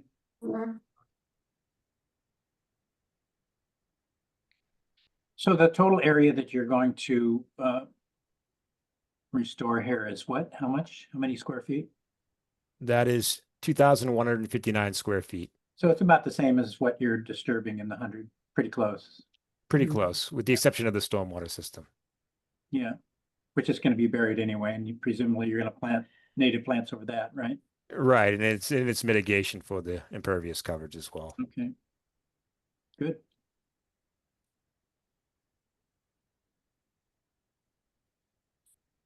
I don't have any further questions. Okay, thank you. Kathy, any questions or comments? No, I don't have any. Thank you. Sanji? With regard to the remediation area, the square footage you quoted, is that inclusive of the coastal bank? No, everything's outside of the coastal bank resource area. And what was that number again? That was 2,000. 2,159 square feet. And so basically the trade is 2,000 square feet in the 50-foot buffer for 2,000 of remediation of this. And is that sort of the correct math on the net?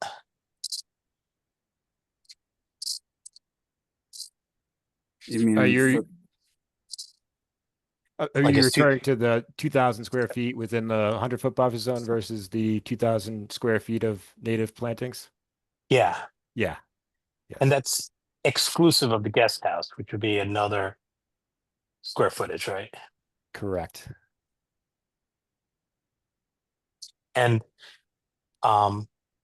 you know, Sean, may can ask a question that reflect my ignorance and may not knew this, but not knowing the regulations well.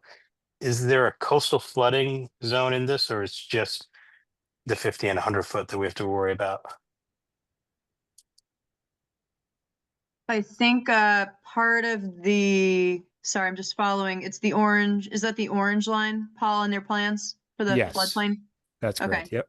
So for the majority, other than the stormwater system and some of the planting work, your work is outside of that. Correct. Yeah. And Including the pool, right? Correct. oh, Yep. yeah, maybe some of the grading below the pool, but not the pool itself. Right. The pool is Um, not within the flood zone at all. No Yeah. structures are within the flood zone, just the stormwater system. And then I was trying to connect the dots to why the guest house is on pilings, which I think I heard like, so that's not a flood zone, No, it's not a flood zone. No. Nope. but there, it seems like it's wet, right? That's why you're putting it on pilings. Well, the grade heads towards the water. So any storm water that is not collected on the site, we didn't want to stop it. It could go under the building. All right. Yeah, I don't think I have any more questions. How much fill are we bringing in? Is that in the planting plan or is that in the somewhere else? Just looking for what the alteration is.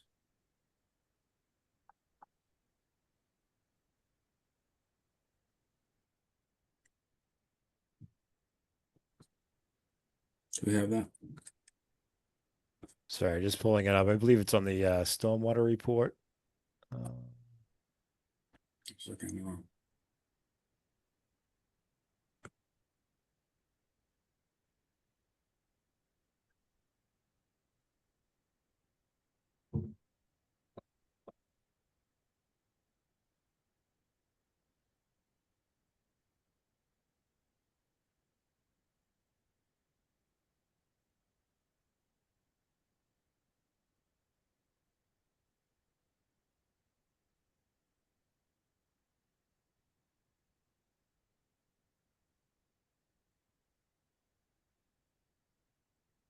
I don't believe we calculated a cut and fill analysis for this. You'll need to do that for planning, won't you? Right. Let me see if I have it for them.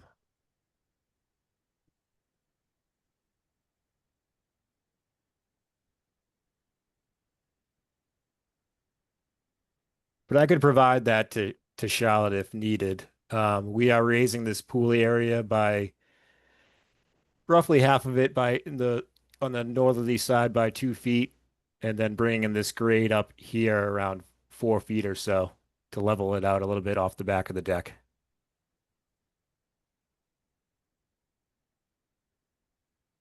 And that will be then planted landscaped.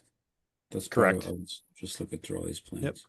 And is that all in the 50-foot, that, all that grading, No, 100 all work is outside of the 50-foot setback line. but in the 100? Correct. So when your infiltration chamber, it's going to be in fill, is that correct? The bottom of the system will be in natural soils. So if, There'll be fill over the top of on the southerly side. It's going to be sloping across that infiltration system, so there'll be a foot of cover on the northerly side, and then roughly 2 to 3 feet of cover on the southerly side of that system and over that narrow area. wait a minute. Isn't this thing oriented east-west more or less?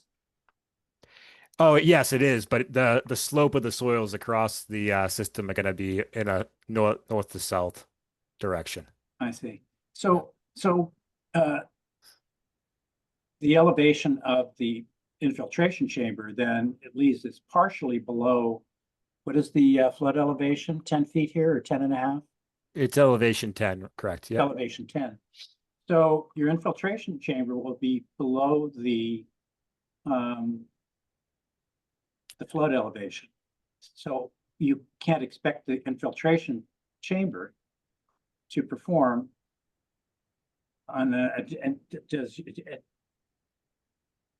I don't believe that's an input actually to HydroCAD, if that's what you use. Is that correct? It's HydroCAD, right? In a flooding event, it's not going to function as an infiltration system, obviously, because you'll have floodwaters in a 100-year flood event. You'll have floodwaters up to elevation 10. So obviously there'll be significant flooding throughout the whole area at that point. Well, that's true, but you have performance standards for less than 100-year storm. I'm just wondering if your model can't accommodate a infiltration chamber that's below the flood elevation, how can you really do that it's going to work in a 50-year flood, say, or a 50-year rainfall event, not a 50-year flood, a 50-year rainfall event? You can have a 100-year flood due to storm surge, but a 50-year rainfall event. Yeah, I mean, if the rainfall coincides with the coastal storm surge, then yes, it'd be an issue. So maybe your numbers. So this is, yeah, I mean, your coastal flooding is going to be in a tidal event.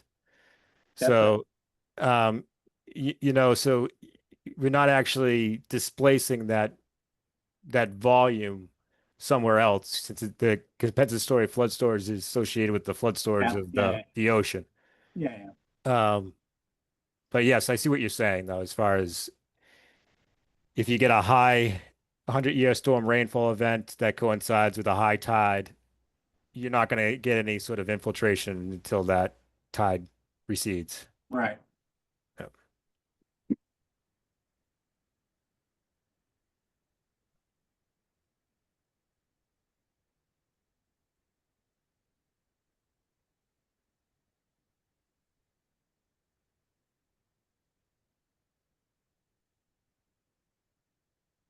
So I think. So again, you're not going to make, your numbers aren't going to work, are they? In a situation like that. Not in a situation like that, it wouldn't be feasible for it to work. We do have options. We can look into options to try to relocate it above that, closer to the deck or closer to the guest house area. It would be an option.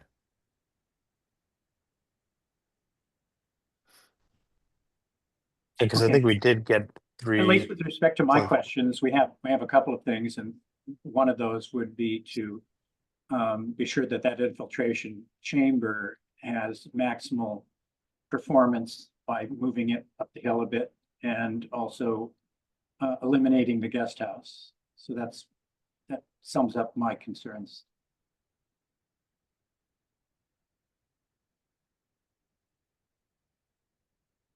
Good, okay.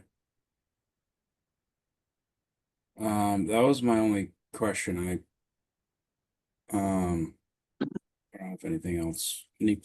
Anyone from the audience, or does anyone, other commissioner have a question or comment?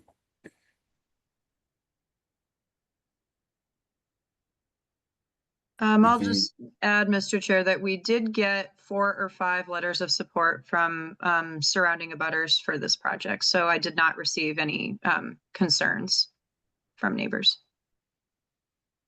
And what were your proposed conditions? Oh, do we want to go through those or do we? Yeah, I guess not yet. So, I think the commission and I agree that there is, significant encroachment into the 100. Understanding that you did orient the new dwelling to abide by the setbacks. I think it could have still kind of hugged that road setback, and you may have been able to get everything you want, including the pool, out of the 100.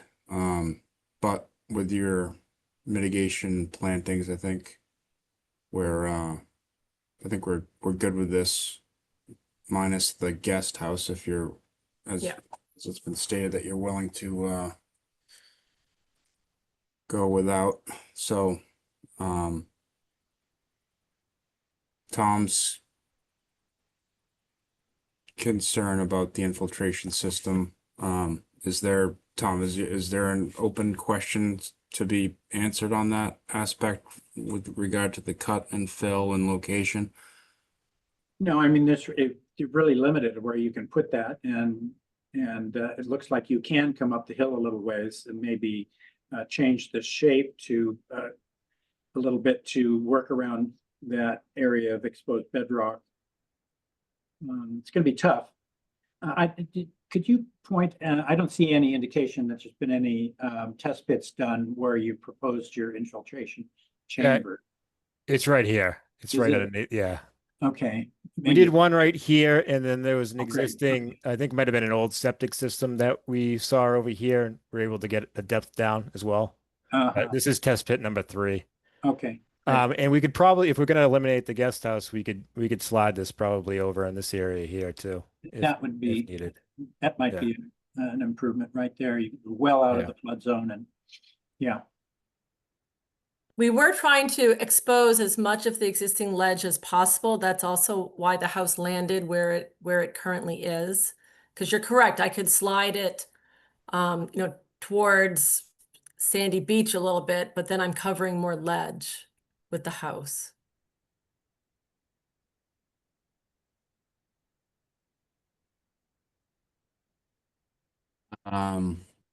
Well, I don't have any other comments then. I think I think we're ready to hear, Charlotte, your draft of the conditions based on what you just heard from us. Sure. My one question, which I did not type up, does the commission want to see a cut and fill plan as part of the conditions to, since that's going to be submitted to planning board? I wonder if that as well, like final position for the infiltration system and, removal of the guest house from the plan, like feels like there are a lot of edits that make it a little bit difficult to make a decision tonight.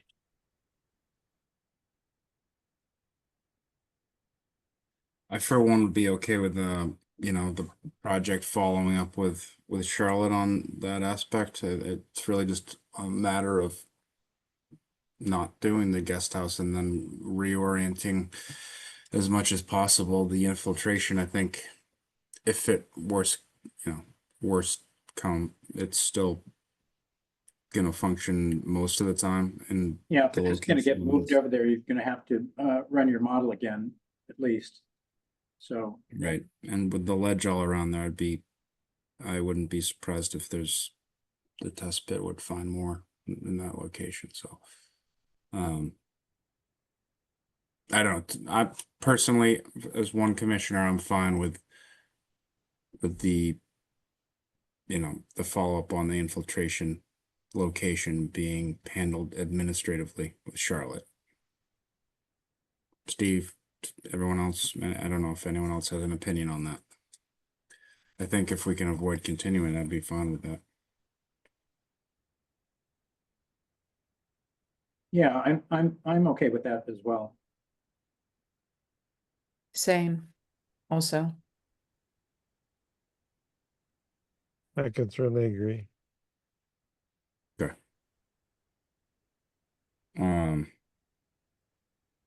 Charlotte, then. Sure, sorry. Let me just, I can take over the screen. Okay, so these conditions are going to look familiar to you guys, and for everyone's reference, a lot of these pool ones are conditions we've issued for other pool projects in the 100-foot buffer, so just bear with me for 1 sec. This order permit shall be contingent upon the applicant obtaining all other required state local permits from other local boards and permitting authorities. No site construction work shall occur until all other applicable permits and approvals have been obtained, such as, but not limited to, zoning, planning, board of health, building. All changes to the site plans from any other required state or local board reviews and permitting authorities shall be submitted to the commission in writing as part of an amended or a new notice of intent. No revised site work changes are allowed to begin until the commission reviews all subsequent changes. I can take out, this is our standard language, but I can just take this part out because right below we added this condition about a revised site plan shall be submitted to the agent prior to any site work, which includes the following. A cut and fill plan, a revised location for the proposed infiltration system to be located to a higher elevation so that maximum performance during all storm events is accomplished, and then removal of the guest house from the site plans. Was there anything else we wanted added? Tom, Chris? I'm good with that. It looks Okay. It's fine, Charlotte. Okay, Yeah. and then these conditions below, as I mentioned, are what we've included for other pool projects. So I guess it kind of depends on the applicability of the site. Any pool drainage shall be confined to a truck and shall not be drained onto any land that would drain into the wetland or buffer zone. The applicant shall communicate and review any offsite drainage locations with the surrounding abutters to ensure no adverse drainage impacts to the properties occur. And or if you do not do that, the pool shall never be drained entirely and shall only be lowered as appropriate to prevent spillover. Pool water shall only be drained in accordance with the conditions specified in our special conditions template, so that will be issued with the permits. All mitigation planting work shall be done by hand with no heavy machinery in the 50-foot buffer zone.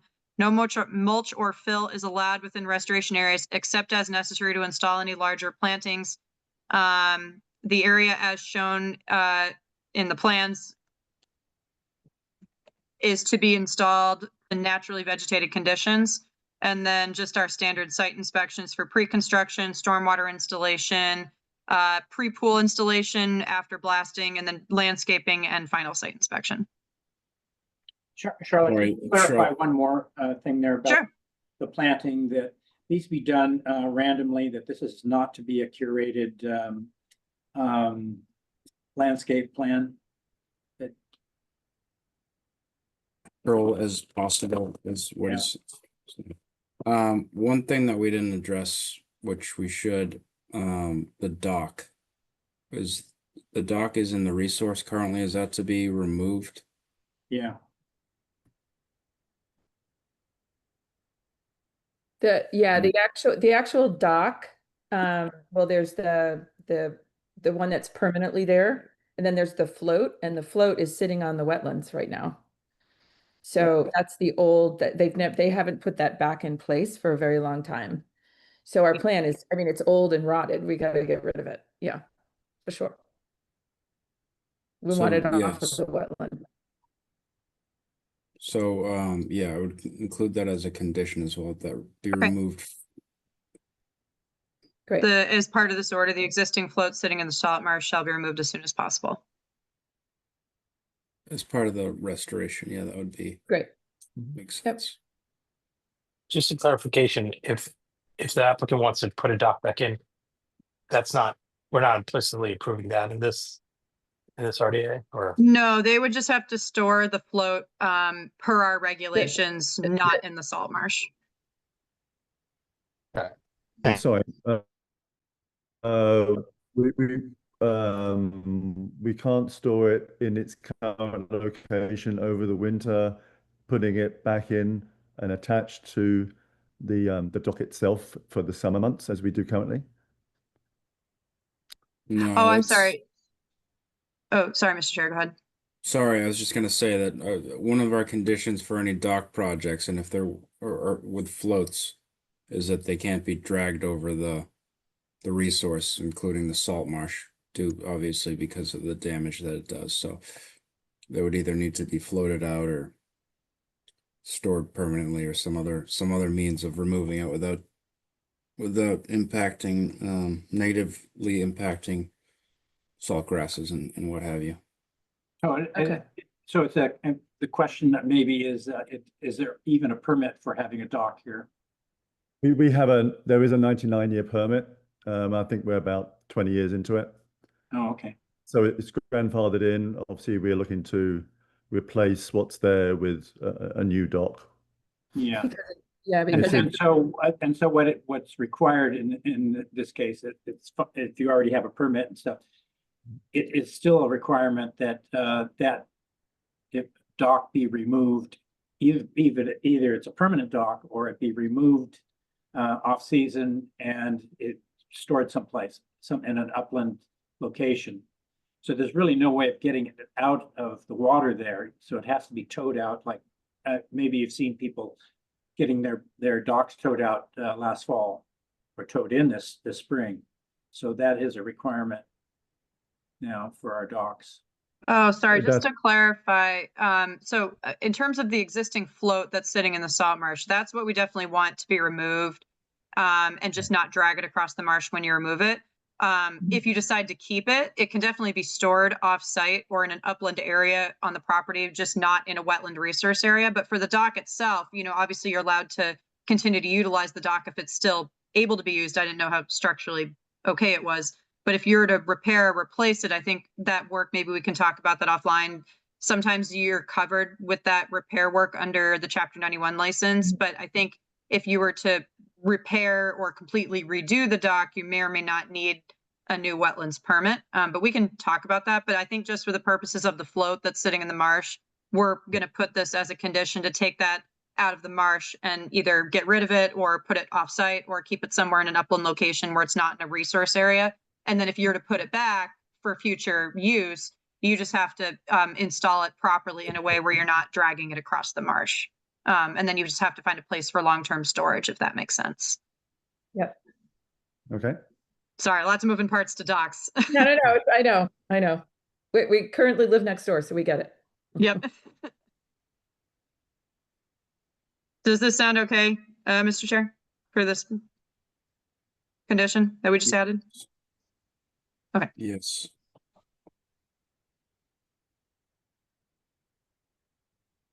Okay. Yeah, that was it for me. Great. All right then. I will make a motion to approve NOI 25-16 and stormwater permit 25-08 for 58 Gammons Road. Do I have a second? With the conditions as listed and reviewed just now. Tom Bell, second. All right, with a motion and a second, then I'll take a roll call vote. Tom Bell, Tom Bell, aye. Steve Magnell, Steve Magnell, aye.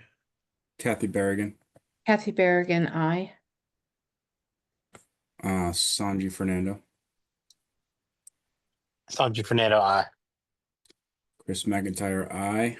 And I also make a motion to issue a variance for restoration or mitigation plantings in the 50-foot buffer zone. That was second. Tom Bell, second. Good. Then I'll take a roll call vote. Tom Bell, Tom Bell, aye. Steve Magnell, Steve McNeil, aye. Kathy Berrigan, Kathy Berrigan, aye. Sandy Fernando, Sanji Fernando, aye. and Chris McIntyre, aye. Those votes pass 5-0-0. Awesome. Thank you very much. Good Thank luck. Thank you very much for your Thank you, time. guys. Have a good Bye-bye. night. Thanks. Have a good night. Thank Yeah. you.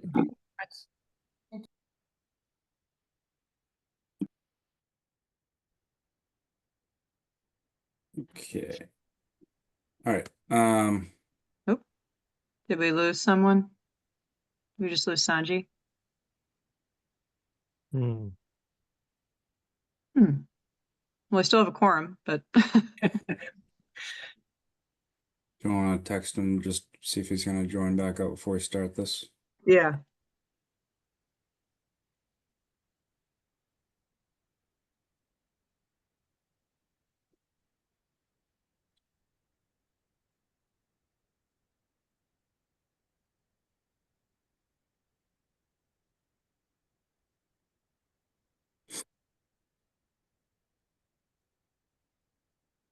Hmm.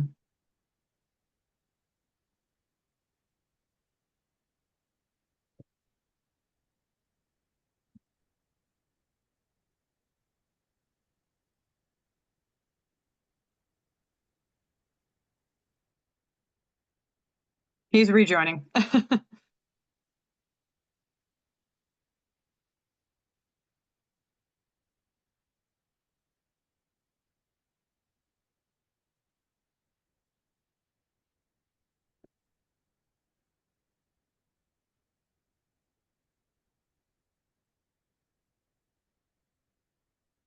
Welcome back, Sanji.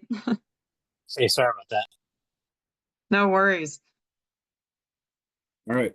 Next up, we have NOI 25-14 and stormwater permit 25-07 for the reconstruction of a single-family house to remove and reconfigure existing paved driveway, install pool and fencing, patio court, auto court, landscape, and stormwater utilities within resource areas and buffer zones at 70 Black Horse Lane. This was continued from June 5th, 2025. Hi, Mark. Hi, Laura. Oh, hey, Charlotte, it's Kevin. I don't know why my Oh, Mark popped sorry, up there. Kevin. Yeah, I No, was that's gonna say, you okay. don't look like Mark. That's okay. Can I share my screen quick? Yeah, absolutely. Could you guys just quickly introduce yourselves for the record? Yeah, so Kevin Flaherty from Flaherty and Stefani, and also on the call is Laura Jamian, the landscape architect. Awesome. Thank you. So we were in front of you, Mark was in front of you on June 5th, kind of to go over the basics of the projects, but I'll just give you the quick overview. There's an existing house on 70 Black Horse Lane. They're hoping to demolish the existing house and reconstruct a new single-family house there. The buffer zones are the 200-foot riverfront area, as shown as this magenta line, as well as a 100-foot buffer to the coastal bank from this side over here, and the salt marsh on this side over this way. Let me see if I can. So I think I'd start with this slide. I think part of the comments last time were about kind of the existing pavement and, if we were adding a much more additional pavement than what we should be on a lot like this. So I kind of wanted to show the existing conditions versus what we're proposing. The green is the existing footprint of the house. And the dash blue is the current existing pavement that was used to access that house. So part of our process when we went through this, and one of the changes we've made since the last meeting was we reduced, I think the comment came from the commission about maybe trying to reduce some of the impervious area coming in for the driveway. The new driveway is obviously going to be accessed off Black Horse Lane and not by this driveway that's kind of down by the salt marsh and within the 100-foot riparian zone. But it's going to be serviced from up here. So we were able to kind of reduce that by 500 square feet. We worked with the homeowners and the landscape architect about the turnaround out back and some of the area here that we had on there before. So that was one of the significant changes that we made to kind of adjust to the commission. And I think the existing asphalt was 3,591 square feet, and that's shown in blue. The new driveway is 3,178 square feet, and all that's going to be outside of those buffer zones. But I thought it was just from a stormwater standpoint, that's how we were able to kind of make everything work and try to stay within the previously kind of the current conditions. One of the other kind of changes we've made is we've took a portion of the impervious patio back here, and maybe Laura can speak to this a little bit more than I can, but made that a kind of a stepping stone part of the patio to break up some of the impervious. So there'd be grass scaps in between stones and whatnot. I'm trying to think about what other kind of comments. I think what was brought up at the last meeting, there's a massive tree that sits on the property. It sits outside of conservation's jurisdiction as it outside of 200 foot, kind of this kind of dashed line around here. We looked into saving it. There's just no way to save it. It ends up in the side of the garage wall over here. And we really can't adjust too much based off where this underground electrical line that services multiple properties runs right here. So we kind of, I think even the clients wanted the house up as far as they could. But really we were limited by this kind of underground utility line that ran across. Big Oak.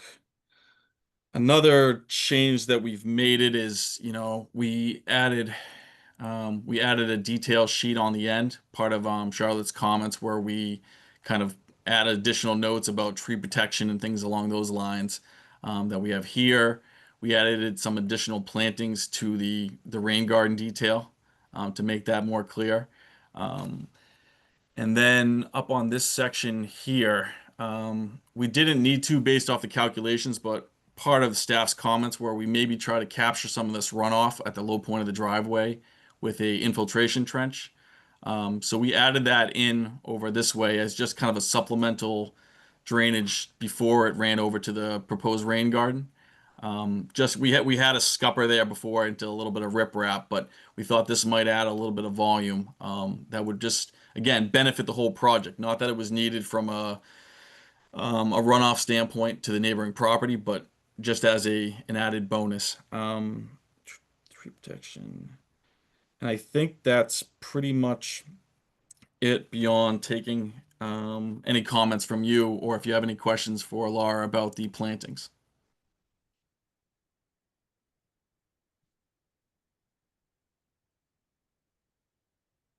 And we did, just to mention one last thing, we did do soil testing in the two locations of both drainage structures. We did that after the fact. We were really not trying to disturb too much before that first meeting. But we did go back and do soil testing in both those locations where the infiltration will take place. Test pits? Test pits, correct. Yeah. Charlotte, any comments from your perspective in terms of how we left it last time?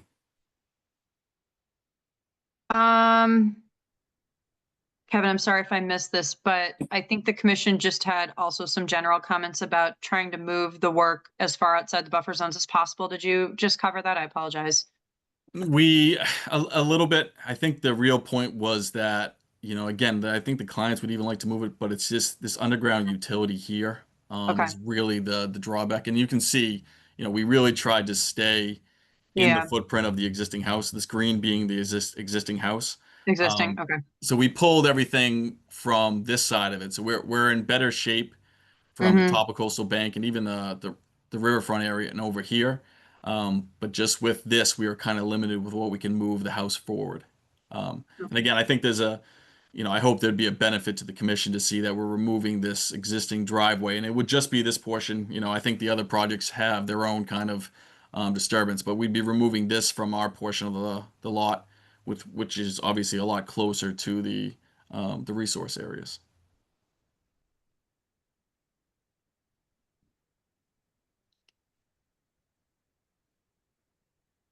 Yeah, sorry, I was just going back through some of my notes. Yeah, so I do remember the commission, they were, obviously talking about trying to get that out as much as possible. I think some commissioners wanted to see more detail on the planting plan, so I'll defer to them for that. And then test pits was definitely one of them. And then the rain garden details, which I had needed in my comments. So I think that's it, Mr. Chair, and I'll definitely speak up if I read anything else in my notes. So do you have a table of like the net change in impervious or, yeah, I guess start there, impervious within the buffer zones and To go the, through that up here. yeah. Thank you. So, and again, we didn't change too much. We left kind of a lot in the back, because again, we counted the stepping stones anyways from the previous. It was just a little bit of a give. So within the 50 to 100, there's we had only 483 square feet of the proposed house, where there's about 1,300 square feet before. This is where inside the driveway and the disturbed area, and again, most of the lot is already degraded. It's just lawn area at this current time. So there's 2,123 square feet existing. The proposed area back that way is 1,776. So we're a little bit underneath the impervious area within the 100-foot buffer to the coastal bank into the salt marsh. Here, the existing house has 2,500 square feet of inside the 100 to 200-foot riverfront area. We're less than that with the proposed house. And the driveway back there, as I mentioned before, inside the 200 feet, that 2,900, that's just that portion within the 200 feet. So we're going to be less than that with the patio and the pool area out back. So really what we've tried to do is make sure we stayed underneath those pre-existing or the existing numbers as kind of a basis for the design. And we also made sure that from a stormwater standpoint, we reduced the flow going to the neighboring property as well as the volume going that way as well. And we've revised those kind of notes that we sent in to Charlotte.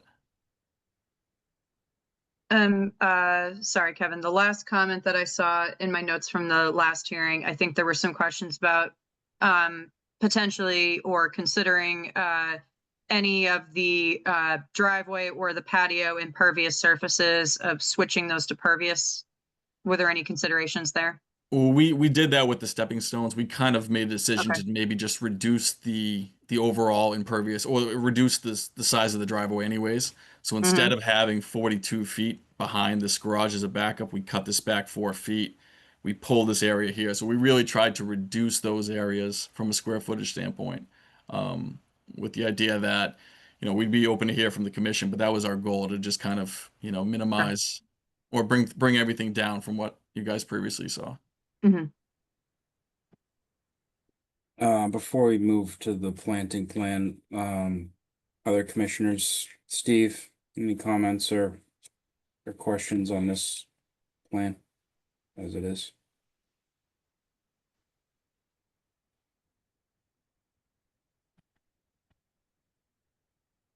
No, I think that they've mostly addressed what we talked about last time. I'm fine with the plan as it is. Thanks, Tom. Yeah, they seem to address my concerns about the test pits and impervious areas. Okay, Kathy? No, I don't have any concerns. And Sanji? No concerns at this time. Thank you. Good. Can we review the planting plan then?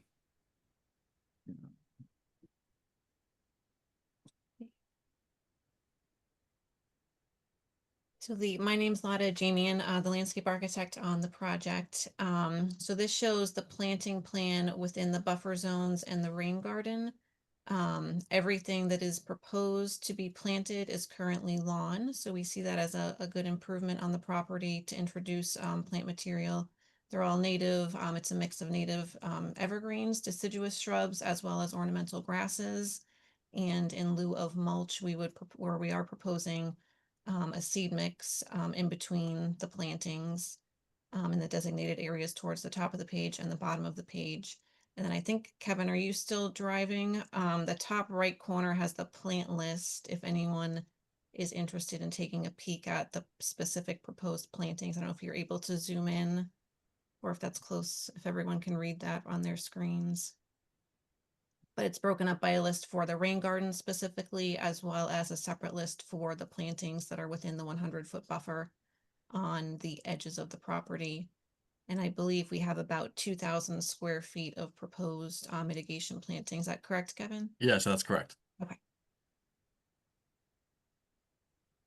And again, plantings are going in what is either existing asphalt driveway or existing lawn at this current stage on the project.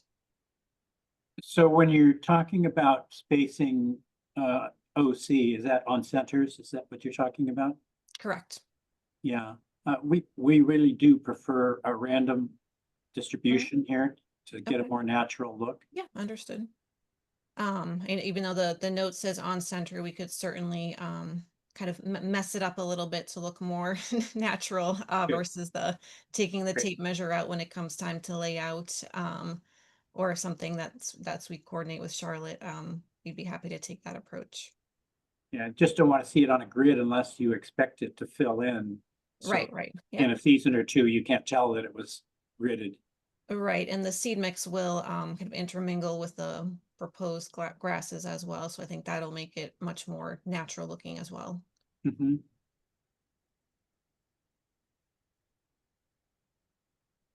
Yeah, looks good. Good.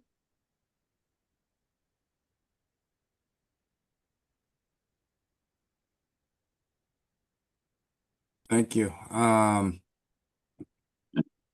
The plan as is I guess where's the north? Plan east, I guess, is that all that existing lawn is just gonna remain lawn, or what's the plan over Over this way. Mm-hmm. Yeah. That is existing lawn, and if we needed to just reseed it, I know there's construction going on to kind of the south of the sheet here. If it needs to be reseeded, we had called out just a no-mow fescue mix to kind of touch up any areas there.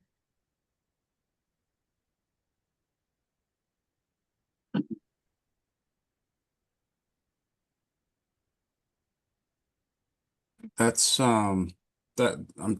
I know that this was subdivided, so I'm trying to get my head straight around what the property line that's within the property, right? Though, and what resource area is that existing lawn section? Down here. That's What- here, let me scroll up real quick just so you can see it. So it's up in this area right here, Mr. Chair.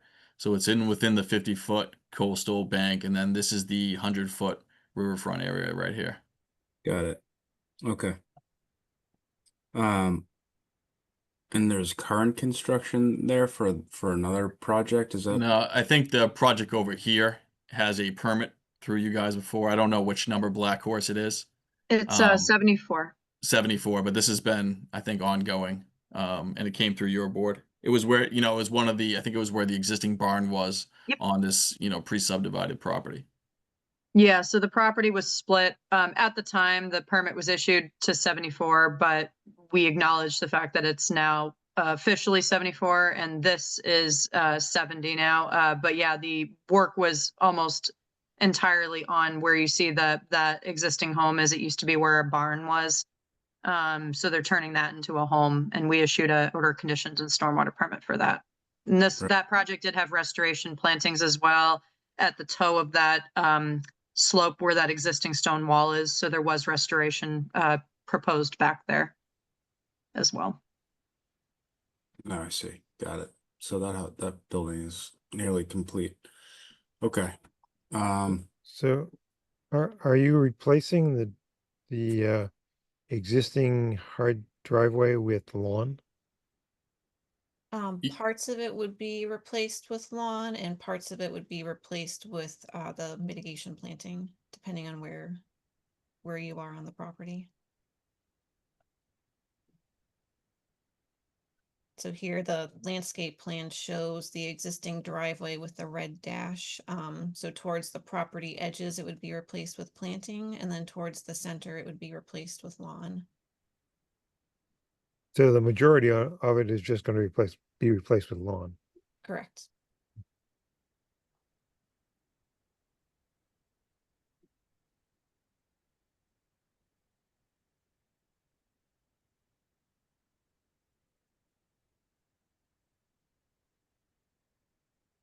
Would you like to see something else, Steve? Well, just that it seems that all that area is within an existing 50-foot buffer and is, I suppose that part of it is already lawn already. Yeah, it seems to be that way. All those pretty rough looking lawn, if you look at the aerial photos. That was just why I was wondering why they wanted to continue that with lawn rather than certainly something a bit more natural down there in the buffer zone. I mean, Right. there are So mitigation something- plantings. There are mitigation plantings along the edges, but that's the only place where it's been where it's being done. Yeah. Is there any objection to increasing the kind of more something other than lawn there with something more substantial for the zone? We could certainly look at introducing maybe some lower ornamental grasses. I think part of the homeowner's desire was to have more of a playing area right up to the terrace and the pool. Or if we looked at kind of the western edge, so the top of this sheet, we could certainly introduce more mitigation planting in that zone. If that was something that was of interest as well. Yeah, I think as much as that 50, especially that piece where it's, you know, the driveway's been removed and that 50, if we could fill that in, I think that would, you know, we're always looking for as much as we can get for mitigation. So Understood. that's an option we would add that. Is that something that we could work with Charlotte on in terms of updating the planting plan? To increase that planted bed area? I think so. I don't know if we're there yet, but Okay. yes, I think for that aspect. Laura, just to clarify, I see an existing, I'm sorry, I see a proposed fence with two, looks like two gates right behind where the existing driveway is being removed. So the area on the other side of the fence, is that the area they were hoping to have as a play area, or are you talking the area right behind the pool? Right adjacent to the pool. So there's a little bit of a level area Okay. on the northern side of the pool, and then the western side to have some of that as play area as well. Okay, so you aren't planning to utilize the portion beyond the proposed fence around the pool? Could you ask that again? Sorry, so you're not proposing to, so they're not proposing to utilize the area of existing lawn past the proposed fence to the, probably to the, is that to the east? Closer to the resource, to the river, to the Gulf River, that area, yeah. So Right, I they're not think- planning to use that? I think they would still use it in its current condition, but just having some within the fenced-in pool zone was desirable. Just having the river there. I know there's grandkids that will be on the property, so having play lawn within the fenced-in zone was still desirable. But I think they would make use of the outer zone as well. And it's currently lawn, but we could look at introducing some planting along that edge as well, potentially, if that was something. Yeah, just Would be because with like for redevelopment in Riverfront, I mean, even though you are reducing the overall degradation of impervious on the site, you're not necessarily required to mitigate or replicate, at least under the Wetlands Protection Act, but just with our local bylaws, obviously with like the stricter 50-foot buffer, you know, if there's any possible way to restore as much of the 50-foot buffer, restore that to naturally vegetated conditions instead of lawn. I think that seems like what the commission was going for. I was just trying to see if there are any other locations that could be shifted on either side of the pool fence closer to the resource areas within that 50-foot buffer. Well, I think it's important to remember that the riverfront is a resource area and it probably should take priority over any of the buffers. Oh, I know. Yeah, I was just specifying our strict regulations with 50-foot buffer to the salt marsh. So, Right. But yeah, no, good point. It's all riverfront. So yeah. Yeah, so the amount of lawn here is large. It would be good if it were reduced. I mean, I understand wanting to have a lawn for the kids to play in within that fence, but outside of that, and certainly within the 50-foot buffer on Plan North here, that should be all native.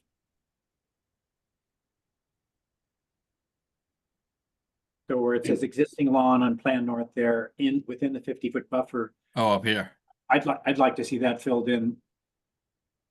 And anything outside of that fence should also be filled in. This is riverfront. Yeah, and keep in mind the trees do a lot to fill in the area for mitigation purposes and also present provide play area beneath them as they grow. So Right, they do have towards the upper right of this screen, there's that kind of rocky outcrop that's fully vegetated with deciduous trees as well. So that's a nice existing buffer to the river. yeah, so if any opportunity to add to that and bring that down, without completely blocking the view. I know that there's a waterfront there, so we don't want to take anyone's view, but it does go to the point that it is riverfront. It's as is. It's pretty much lawn and wall, and had been paved, but we see this is an improvement, and there's been an effort made, but as much as we could restore the natural kind of vegetation, we like to see that. Okay, that's understood. I think that's a fair compromise to introduce a bit more native plantings in the buffer areas. So maybe we've got enough additional landscaping to revisit this plan after you've had a chance to propose to us what you would restore, rather than leaving it up to Charlotte to approve this. Is there a kind of a square footage that we could kind of condition to come back in front of Charlotte with, so we could kind of move forward with the project? Well, sure, make a proposal to us. Maybe I'll have Laura touch that one.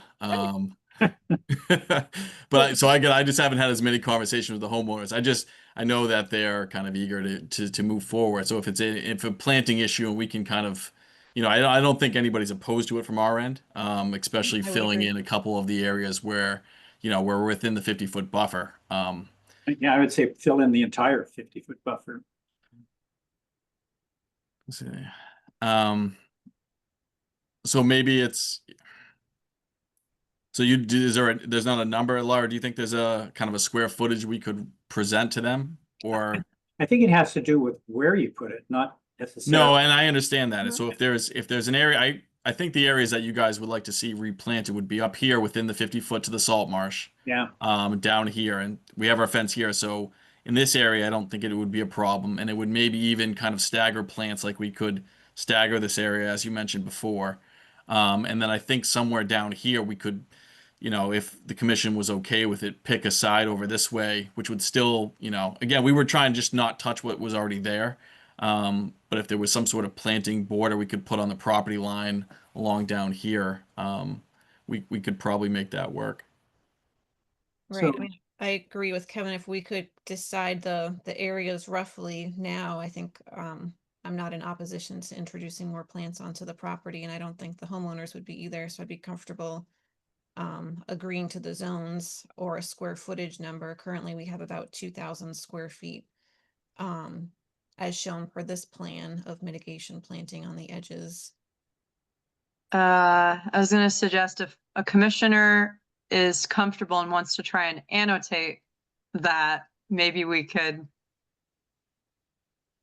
figure out an area together, and then I can specify that in the conditions. Tom, Chris, Steve, Sanjay, Kathy. One of you feels confident to draw it. Yeah, I'm trying to do it, but I can't make it work, Charlotte. Let me I try. mean, hang on a second. Let me try to remember. The annotate button I see is now in the bottom left corner, but that's also for me. I don't Oh. know if yeah. That's all yours, huh? Yep. Oh, wait a minute. Maybe, no, I can do it. You can do it? Okay. I think so. They were talking about something like this to, whoop, disappeared. I can't make it stick, Charlotte. I don't know why. Okay, I did it. Okay. There you go. And then I think probably what we want to see is, I mean, there's a big conifer here. And it would be good to see something kind of like this worked out. We'll still leave a pathway down to, I mean, there's a dock down here, and you need to be able to get to that, obviously. So this area in here and this area in here is what I kind of like to see, right up against to wherever the tree line is, or whatever it is here against the hill. Still leaves an awful lot of lawn, but at least first of all, it kind of demarks the 2 yards, which might be desirable to the owner, in that it's clear what's theirs and what belongs to their neighbor who is very close to them. So it looked I like think- probably approximately 1,500 to 2,000 square feet of additional mitigation plantings. Yeah, I don't Maybe. know what. No, yeah, I know. don't- When you were doing your lines, I was running on my CAD on my other machine, and that's roughly. I mean, it might be a Okay. little bit, might be more like, but I somewhere in along there, and you would be okay. It would be kind of discretion about what we would replant. It would just be better that it wasn't lawn, correct? If it was still Yeah. with the same native species. It could be meadow. I mean, if you guys want to turn Seed, that some sort of seed mix. into a meadow with pollinators in it, that I think that would be certainly acceptable to me, and I think it could look pretty nice, particularly since you have a lot of shrubbery here, and then you can grade into what is more meadow-like as you approach the water. I think, yeah, or spreading out the shrubbery and infilling it with meadow, just to kind of, when we see lawn, we think lawn care, we think herbicides, and so when we have a more naturalized landscape, it's more natural, and it's more, it protects the resource from a bunch of runoff and what have you. So if we could come up with some sort of balance somewhere, like again, if it was in the condition of 1,500 to 2,000 square feet as a part of a condition where we would provide a plan to Charlotte, kind of with that same concept. Again, I don't think we're opposed to it. It's just, if we could do that, I hope that, I think the homeowners would be fine with that. Yeah. I think we'd be happy with that. Yeah. I would anyways. Yeah, that works. And Mr. Chair or Tom or commissioners, would you guys want me to approve that, or would you guys maybe with either just Chris or with commissioners to review the revised plan? We've done that before with other projects where it's me and maybe the chair or 1 or 2 commissioners to just make sure we're all in agreement. We can do that as a condition. I just didn't know what your preference was. Yeah, I mean, I think their desire is to move it on, and yeah, I think we don't want to put too much on your plate by yourself. So I think, yeah, Steve and I will Okay. we'll look at it and give it our. That's good to me. All right. Good. Well then, any other comments or questions from the commission? Or Charlotte, do you have anything else? I don't think so. I did draft conditions, so I can pull those up whenever it sounds like we may be ready, but I just wanted to see if there's any of the other suggested conditions or thoughts. anything from the audience? There's a few people left. Nothing. Okay. Yeah, why don't we pull those up? They're gonna look familiar since they're similar to the other project we just saw. So bear with me. Sorry, I do have to read them. So this order permit shall be contingent upon the applicant obtaining all other required state and local permits from other boards and permitting authorities. No site construction work shall occur until all other applicable permits and approvals have been obtained. I'm sorry, this is repetitive. Such as not limited to zoning, planning, board of health, building. All changes to site plans and many other required. Sorry. All changes to site plans and many other required state and local board reviews and permitting authorities shall be submitted to the Conservation Commission in writing. Sorry. Oh wait, I already said that. Sorry. No revised site work or changes are allowed to begin until the commission reviews all subsequent changes to the plans. And this is what we just discussed. I just typed this up. The site plan planting plan shall be revised to increase the mitigation plantings within the 50-foot buffer to the salt marsh as much as possible in the northerly and southerly property borders, to remove existing lawn and replace with coastal tolerant native plantings composed of trees, shrubs, grasses, and perennials to be selected from the commission's approved planting lists. This revised plan shall be reviewed and approved by the agent, chair, and vice chair. I didn't give a deadline, but I can, but we could also just say prior to mitigation work or something, or prior to construction. I don't know what your preference is there. Is there a preference before I keep reading? Oh, sorry, Tom, you're muted.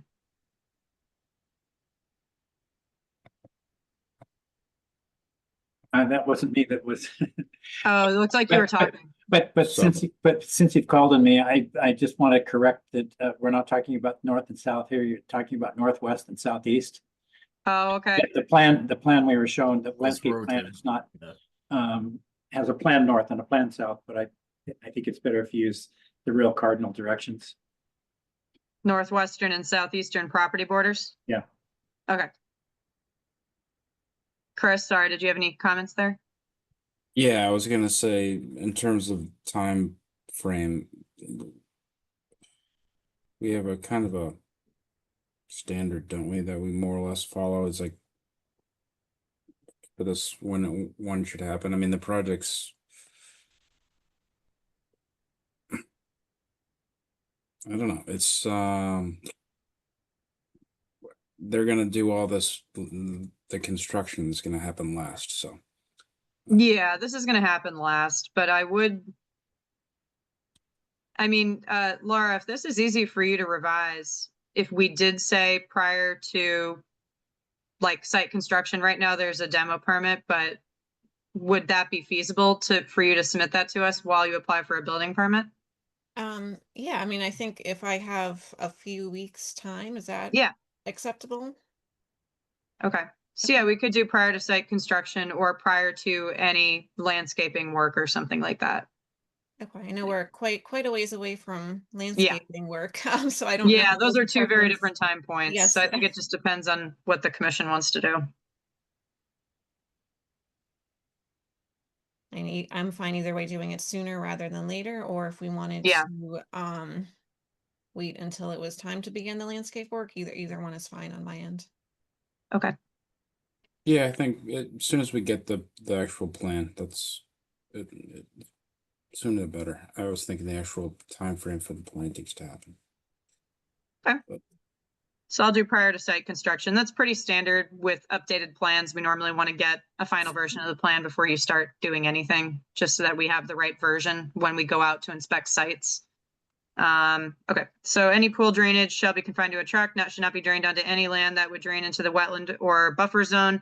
Applicant shall also communicate and review any offsite drainage locations with surrounding abutters to ensure no adverse drainage impacts occur on abutting properties. The pool shall never be drained entirely and shall only be lowered as appropriate to prevent spillover. So either of these conditions would apply. It depends how the applicant wants to maintain the pool.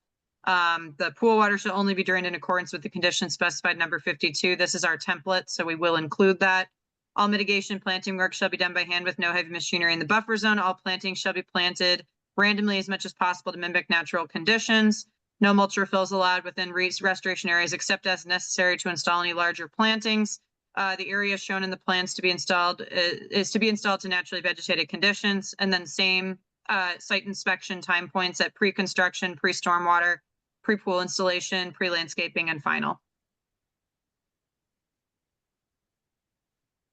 As you can see, very similar to the last project, but slightly modified. Sounds good to me. Is that good with the applicant? Yeah, I think that works for us. That sounds great. Great. All right, then, with that, I will make a motion to approve stormwater 25-14 and stormwater permit 25-07 for 70 Black Horse Lane. Do I have a second? Steve Agnell, second. Great. Then I'll make a roll call vote. Steve Magnell, Steve Agnell, aye. Tom Bell, Tom Bell, aye. Kathy Berrigan, Kathy Berrigan, aye. Sanji Fernando, Sanji Fernando, aye. and Chris McIntyre, aye. Good. That vote passes 5-0. And I suppose we'll need a variance as well, Charlotte. Yep. I make a motion to issue a variance for work within the 50 and 200 foot resource area and 50-foot buffer. Do I have a second?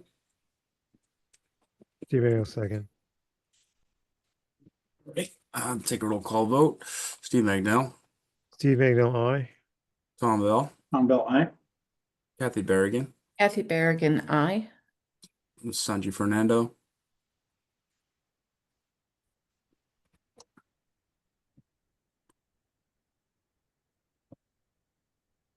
Sanji, Sorry, I thought it was unmuted.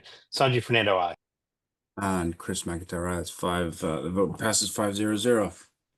Thank you very much. All right. Thank you, everyone. Thank you, Have a good night. everyone. Have a good Appreciate one. your time. Good night. Have a good night.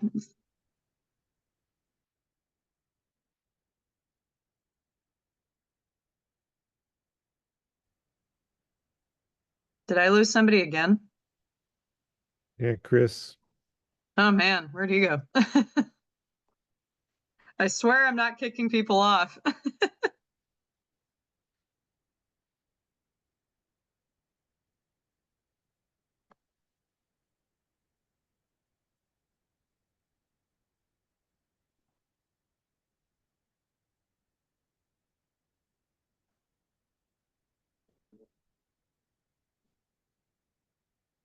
Hmm.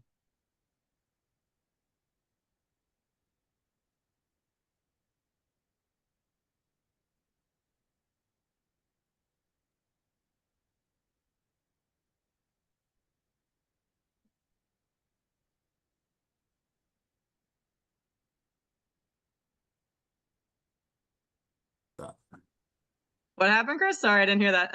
I just I X'd out Zoom by accident. I was trying to X out something else. Trying to get back to the. All right, so we're on to COCs. Yep. Great. So you want to run this for us? We got a few here, huh? Sure, yeah. So we have Kathleen Murphy. She is the applicant and homeowner. So I just asked her to join in case the commission has questions, but I'll just quickly pull up the where is it? Sorry, I'm going to my other stuff.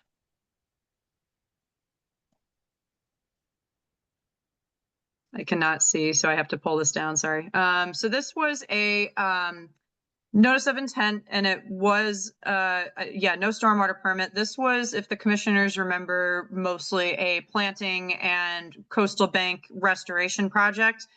This is the approved planting landscape plan, which was approved with the site plan. But since this plan's heavily planting related, that's why I wanted to show you guys this. So walk the site. The site is stable. All plantings are in on the coastal bank area. There were just a couple deviations, some of which I did know about, and I did talk to Kathleen and Brendan McCarthy from Skyline Landscape Design. But before I go through that, I'll just say there were a couple special conditions.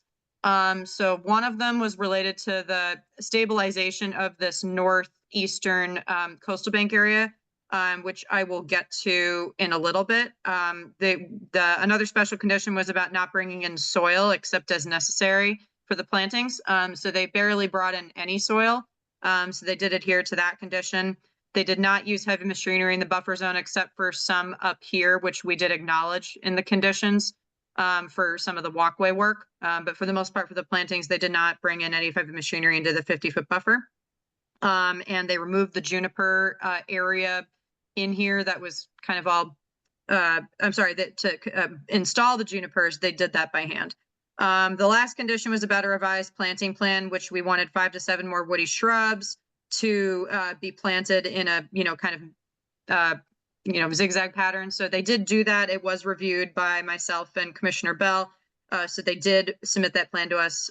So with all the special conditions, those have been adhered to. There's just a note on condition 55 with the restabilization work in the northeastern portion here. So with that being said, there were just a couple deviations noted by the engineer. They didn't put these floating pavers in that you guys see here behind the home.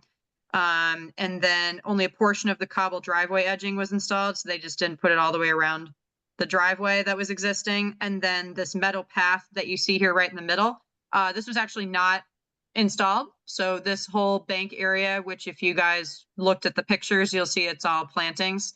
So in terms of the plantings that you see on the plant schedule here, they pretty much planted all of them per plan. There were actually 4 additional, sorry, where's my notes? There were 4 additional, 2 additional inkberry shrubs that were installed. So 18 were approved. They put in 20.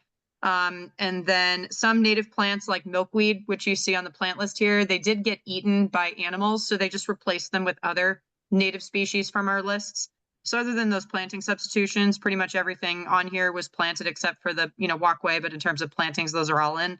The only note that I'll just add, which is related to special condition 55, is when this project was first submitted, this area here was a lot, it's much barer, and it did not have really any permanent vegetation that was holding that dirt to the slope. But over the years, it just took a little while for them to, set everything up with Skyline. But once Skyline actually did the work, they noticed that this area was much more stabilized with native vegetation that had grown in. So they did not feel the need to rip everything up and put in the coastal planting seed mix as called out on this plan here. So looking at the site, there definitely don't appear to be signs of erosion. They did not take out any trees. They pretty much just left everything as is, and it grew in. Kathleen may be able to speak a little bit more to that she has not noticed any major erosion from when they first submitted the project. So it was in Skyline's determination that they didn't feel the need to rip everything up and put in the coastal tolerant mix. They didn't want to risk erosion temporarily to the salt marsh. So other than that, that's really all the comments that I had.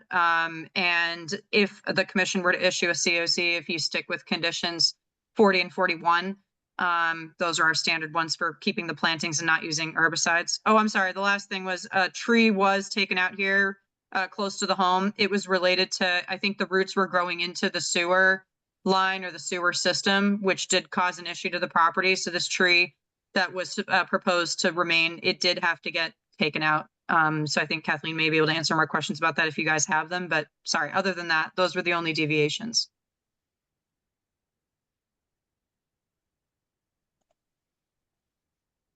I remember this well. Could we see some pictures of the results? Sure. Let me pull those up. Sorry, I did not pull those up in advance. I should have.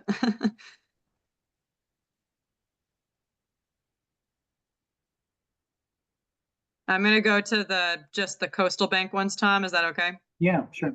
Okay.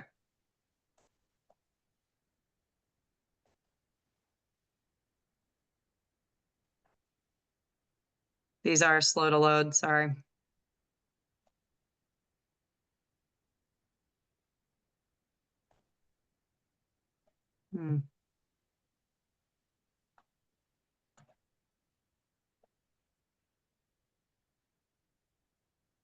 Yeah, they're really slow right now. I can try to pull them up in OneDrive instead.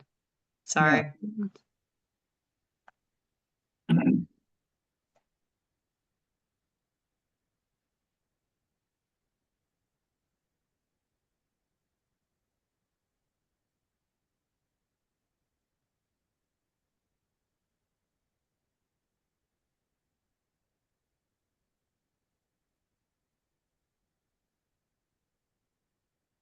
While you're doing that, I'd just say that when we were deliberating about this, this was really one of our first experiments in allowed experiments. We didn't do the experiments. The landscape architect and their team did it, but it was really our first sort of foray into coastal bank restoration, allowing that. And so it sounds like it's been a success, and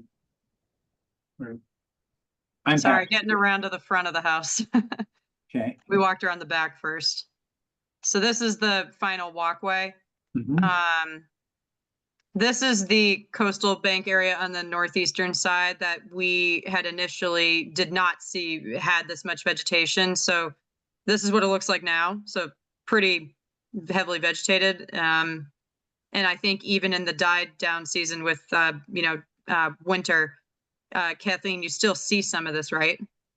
That's correct, and we've had no evidence of erosion. Okay, that's good. And as you can see, the trees are all still here. So yeah, that was why Skyline did not want to put in the mix.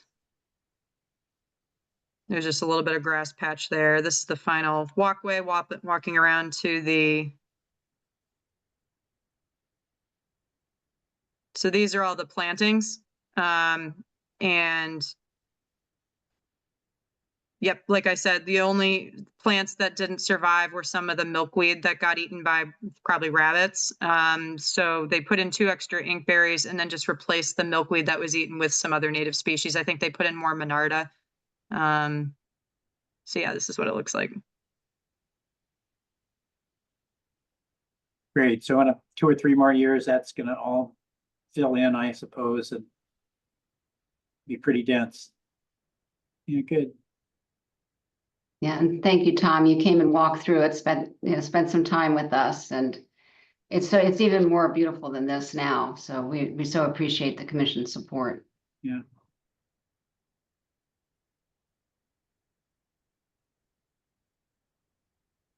Sorry, that was it. Okay, that's fine. All right. I have no comments or concerns, questions. I think looks like a good project. Looks like they did what was proposed and some. So, I'll make a motion to approve COC for this one. Do I have a second? Tom Bell, second.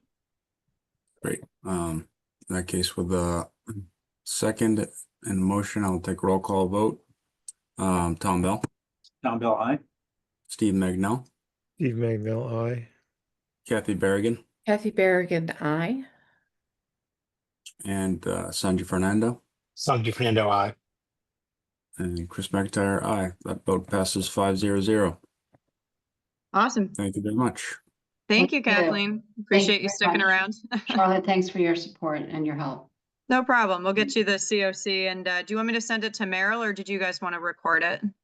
Oh, we'd be happy to record it. Okay. All right. I'll give it to you guys. Thank you, Have a Kathleen. good evening. Have a good night. Thanks. Good night. Thanks. All right. That was actually it for COCs. The other one on the agenda, they requested a continuance to August 7th, 2025. So Great. Anything else? do you Before guys want me to go through before- my updates or is everyone tired? Steve, I know you're functioning on an hour ahead of us. So, Yeah, it's 11:30 here. oh, geez. 11:30. Do you want me to go through them quickly? I can go through them really quickly or. Go right ahead. Yeah, Okay. both through 'em quick. So 220 Atlantic Ave, that was a raise and rebuild of a home on Coastal Bank. I'm sorry, not Coastal Bank, like ledge area in the buffer zone. That has started construction. I did inspect erosion controls. Everything's good there. 48 Lamberts Lane, this was garage construction where we just recently issued an amended permit to take out some trees. They did successfully remove those. And they're continuing to work on the retaining wall that will encapsulate the driveway. One Reservoir Road, that's a stormwater permit of raise and rebuild of a single family home. That project, for the most part, the house footprint is done. The stormwater infiltration systems, I've inspected all of them and the engineer has inspected all of them. So that project's moving along. to hardscaping landscaping. 10 Woodland Drive, another stormwater permit, which was a pool project. They have started construction. A little bit of confusion with the landscaping contractors on the erosion control barriers, but I'm just dealing with that as it comes. And if it gets bad, I can always ask them to put it back in the right place. Other updates, I don't know if I told you guys, I worked with Woods Hole Group in the town of Situate to submit a water quality and coastal habitat restoration grant to CZM, to Coastal Zone Management, to do an assessment of the Gulf River to prepare for future marsh restoration projects. So that's really exciting, and hopefully we get it. CZM basically told us to submit that. They were not so subtle. It was kind of hilarious. So hopefully that means we get the project. It'll be a 2-year assessment with most of the town meetings in the second year and most of the work done in the first year. And we're also pairing up with CSCR for working with students. And then the last thing I wanted to kind of just mention is there's, as you know, every year there's always a lot of tree violations and they clog up our agendas. And as you guys saw, there were no show causes on this. And so I talked about this with Chris a little bit, and we can finalize this another time, but we're trying to think of a way to be more efficient with having shorter meetings and not clogging up the agenda with the enforcement stuff at the end at 10 o'clock at night when you guys, and we're all like exhausted. I'm already doing COCs, so like doing enforcement this late at night is rough. So I guess if any commissioners have ideas, I talked to Chris about it, and I think Chris, you're kind of putting a rough thing together of maybe how to handle stuff administratively at first in most cases, and then escalating to the commission if things don't go smoothly.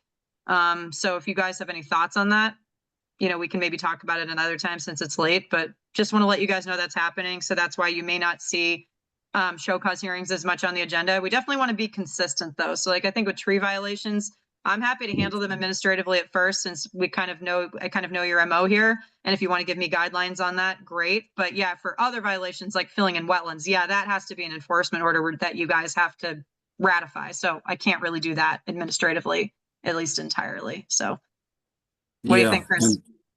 I think the gist of it was that, you know, it's a benefit for the you know, violators as well, not to have to come in. So if we increase our replacement, it was an idea, just maybe instead of 1-to-1 in the 100, we say you can do 2-to-1 and replace it administratively, or 3-to-1 for in the 50 and something like that. And then, you know, it would get a little more complicated with stuff in the resource area. I think for certain things, we definitely want to have come from, like, for multiple trees up to over 3 trees. I think we would have them come in or something like that. We're still playing around with the nuts and bolts of what it would look like, but One idea is like, I wonder if we could get a little bit more out of it. Like, just a thought, like maybe if you want to get it administratively handled and you don't have to come in front of us, go 2-for-1 in the 100 and 4-to-1 in the 50, we get more trees and they get less time and cost.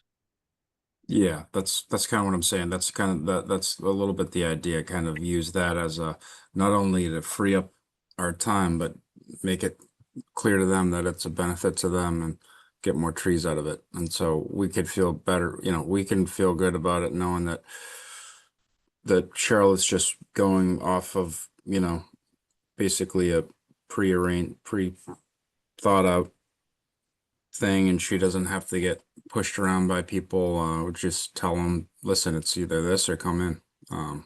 Yeah, and even if they come in, there's no guarantee we're not going to want that, you know? So it's really in their best interest to just follow whatever policy we create. And I would imagine whenever we have something, we should definitely add it to our regs so that people know it's right there. It's crystal clear, and, you know, it can always be modified based on the situation. But for the most part, if we're going off of a basic policy that's in our regs, there's really not much they can say.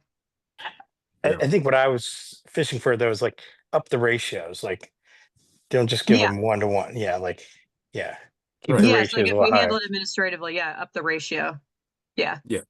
So yeah, that's why like 2-to-1 or 3 or 4-to-1 for in the 50, and at least 2-to-1 in the 100.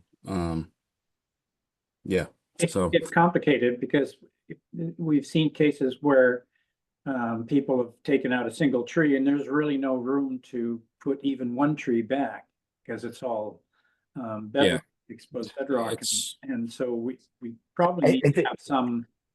I think they could come back to us at any time, right? Like if they really, really only want to do a 1-to-1, but it's like an incentive system, right? Like hopefully like 80% of the people will just take the administrative requirement and do like a 2-for-1 in the 100 and 4-for-1 in the 50. Yeah. So, I mean, I definitely think a show cause is needed for if they don't want to replace them or if they can't replace them, then they have to come to the commission and figure it out with you guys. Yeah.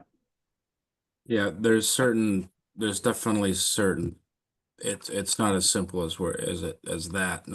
There's, if it's a repeat offender or if it's, what if they're telling us it's sick tree or a disease tree, there's lots of contributing factors. So there's more to it, but we're working it out. And then once we have a good kind of idea, we'll put it to a vote. Yeah. But yeah, if you guys have ideas, definitely shoot them to me and Chris. Speaking I of missed which, part of that because I got blocked out. Oh, sorry, Steve, what was that? I missed part of it because I had evidently an obstruction somewhere in the sky, and you guys all froze for about 30 seconds. Oh, okay. But I think we need to go do a little bit further than just 2-to-1, 4-to-1, whatever. Because I mean, it seems unreasonable. Someone takes down a 30-inch tree and replaces it with a 3-inch sapling. right, that was the other thing. It's like the caliper sizes. The more I thought of it, the more complicated it kind of, the more layers of the onion come out. So there's a few. I think we can still put together a matrix or something for Charlotte to kind of work off of and see how it works, or just see how it looks anyways, and then if we like it. Yeah, and we can always add like something at the bottom of the matrix saying this is subject to change based on, various conditions and, you know what I mean? Because obviously if the person's a repeat offender, if it's 100-year-old tree, if it was right in the salt marsh, like, yeah, for sure. Like those instances can't just go by the matrix, but yeah, we can try to make it as best as possible with trying to anticipate how people remove these trees. We definitely have a few years of data to show that, some trees are hazardous. We may or may not have agreed with that assumption. So, some people are repeat offenders. Some people are first timers, new homeowners. They didn't know. Very rarely an insurance company's told someone to take out a tree. We don't have evidence of that. That's just what they've told us. So there's a lot of circumstances here with tree stuff in general. But I think for more serious offenses, those would have to come to you guys. As I mentioned, you guys would have to ratify enforcement orders or vote to issue fines or things like that. But this would definitely be for more minor violations that maybe avoiding a show cause is better. Yeah, I'd encourage you to think about like not trying to enumerate every exception, but say, hey, blanketly, like, hey, you'll take a look, and if you think it's appropriate, it's a ratio, and if not, it'll come to a hearing. And then the offset is like, hey, they don't have to hire landscapers or architects or something like that to make a case to us. Yeah. Absolutely. Yeah, and I think if it's like an extreme case, like we saw on Beechwood Street a few years ago, oh yeah, that's like a full-blown show cause enforcement order, things like that. But yeah, a lot of these are landscapers, as you guys know, and I've tried my best to speak to every one of them. I will eventually work with Mindy to send a letter out to as many landscapers as we can find their addresses to let them know once we've developed this policy, and maybe come back to our hazardous tree policy, which I put on hold for now. So I think this will all come into play, and hopefully, we can come up with stuff that we're happy with so that you guys aren't dealing with these at 10+ o'clock at night, Right. Unless you absolutely have to. Cool. There's another subject I'd like to talk about if we're done with this. Okay. Well, before we do Chris, go on, there is if you would just check out 223 Pond Street, it's right at the corner of Chief Justice. This is the one you told me about, right, Chris? 223. Yeah, they're 223. Yeah, right at the corner. They cut down all their trees and did a a raise and rebuild, I think, of Oh, geez. the little, they have like Okay. a apartment type thing that they Okay. look like they knocked down and rebuilt. Oh, man. It was, That's crazy. I didn't get any permits for that. Okay. it wasn't, it's a small little like 1-story, like more or less garage that's connected to the house, but Okay. but they Yeah, sure. I'll check. Yeah, that one's on my list. And then the other one, Chris, I haven't been able to look at it because there's been some issues at Sandy Beach with the plovers, but you said 355 Atlantic Ave. They've seen some landscapers cutting stuff. yeah, like pretty much every time I'm there at the Mhm. beach, I look over and they're just dumping, they're dragging the tarp full of grass clippings and what have you, Ugh. just dumping it over the rocks into the Okay. rocky intertidal. Okay. Yeah. No, that'll be easy to see. I just have to walk down there. It's just sensitive with plovers right now. But I'll Oh, yeah. definitely check that one out. Actually, I think you can see it from your map. Oh, really? Okay. It's like you can see where they dump it, and it's Okay. like all full Perfect. of just. Even easier. Here, I'll share. I shouldn't share it Sure. now. But So we had, I missed out on a natural experiment being traveling, but we, as I understand it, we had some pretty severe rains Yeah. over the weekend. And it struck me that this is an opportunity to sort of look around town, at least anecdotally, and see what's working and what isn't in terms of stormwater systems. And where the flooding might have been worse, and are there issues that we need to be aware of that we should be addressing? And I think planning would probably be involved in this, and I wonder if it's worthwhile talking to planning and having a joint meeting to try to sort of do a post-event assessment and see how well our systems are working. Did we get 6 inches of rain? Something like that yeah. Middle of May? Was this considered that's not a 100-year storm, I don't believe. I think 8 is a 100-year storm. It was close to 100 years. I know that. It was, yeah, it was a lot. It's probably a That fell 50-year per hour. storm, but Yeah. I know it's kind of hard to do. One of the things that I was concerned about and haven't had a look, I know I've expressed it to other people that I was concerned that James Brook, given a sufficient rainfall, would sweep a lot of debris that would clog up right at Joy Place or whatever it's called there, and block the culvert. And Brian Joyce has dismissed that as, oh, can't happen kind of thing. But I wonder if indeed it did happen. There's an awful lot of down wood and stuff up that drainage. It's wetland, a lot of loose stuff and if the water rises high enough and the velocity's high enough, it wouldn't really take much to plug that culvert up, I think, right at the mouth. So did the downtown flood? So at least from what I saw, 3A was definitely flooded. Downtown, I don't think the actual area in town flooded, although I only saw it when the rain kind of slowed down, but our town hall parking lot was a lake. The culverts were working, just not fast enough. And I think that was the common problem around town, that it's not that the culverts weren't working or the catch basins weren't draining properly. It was just the fact that the rain was falling too fast and too hard for the systems to keep up.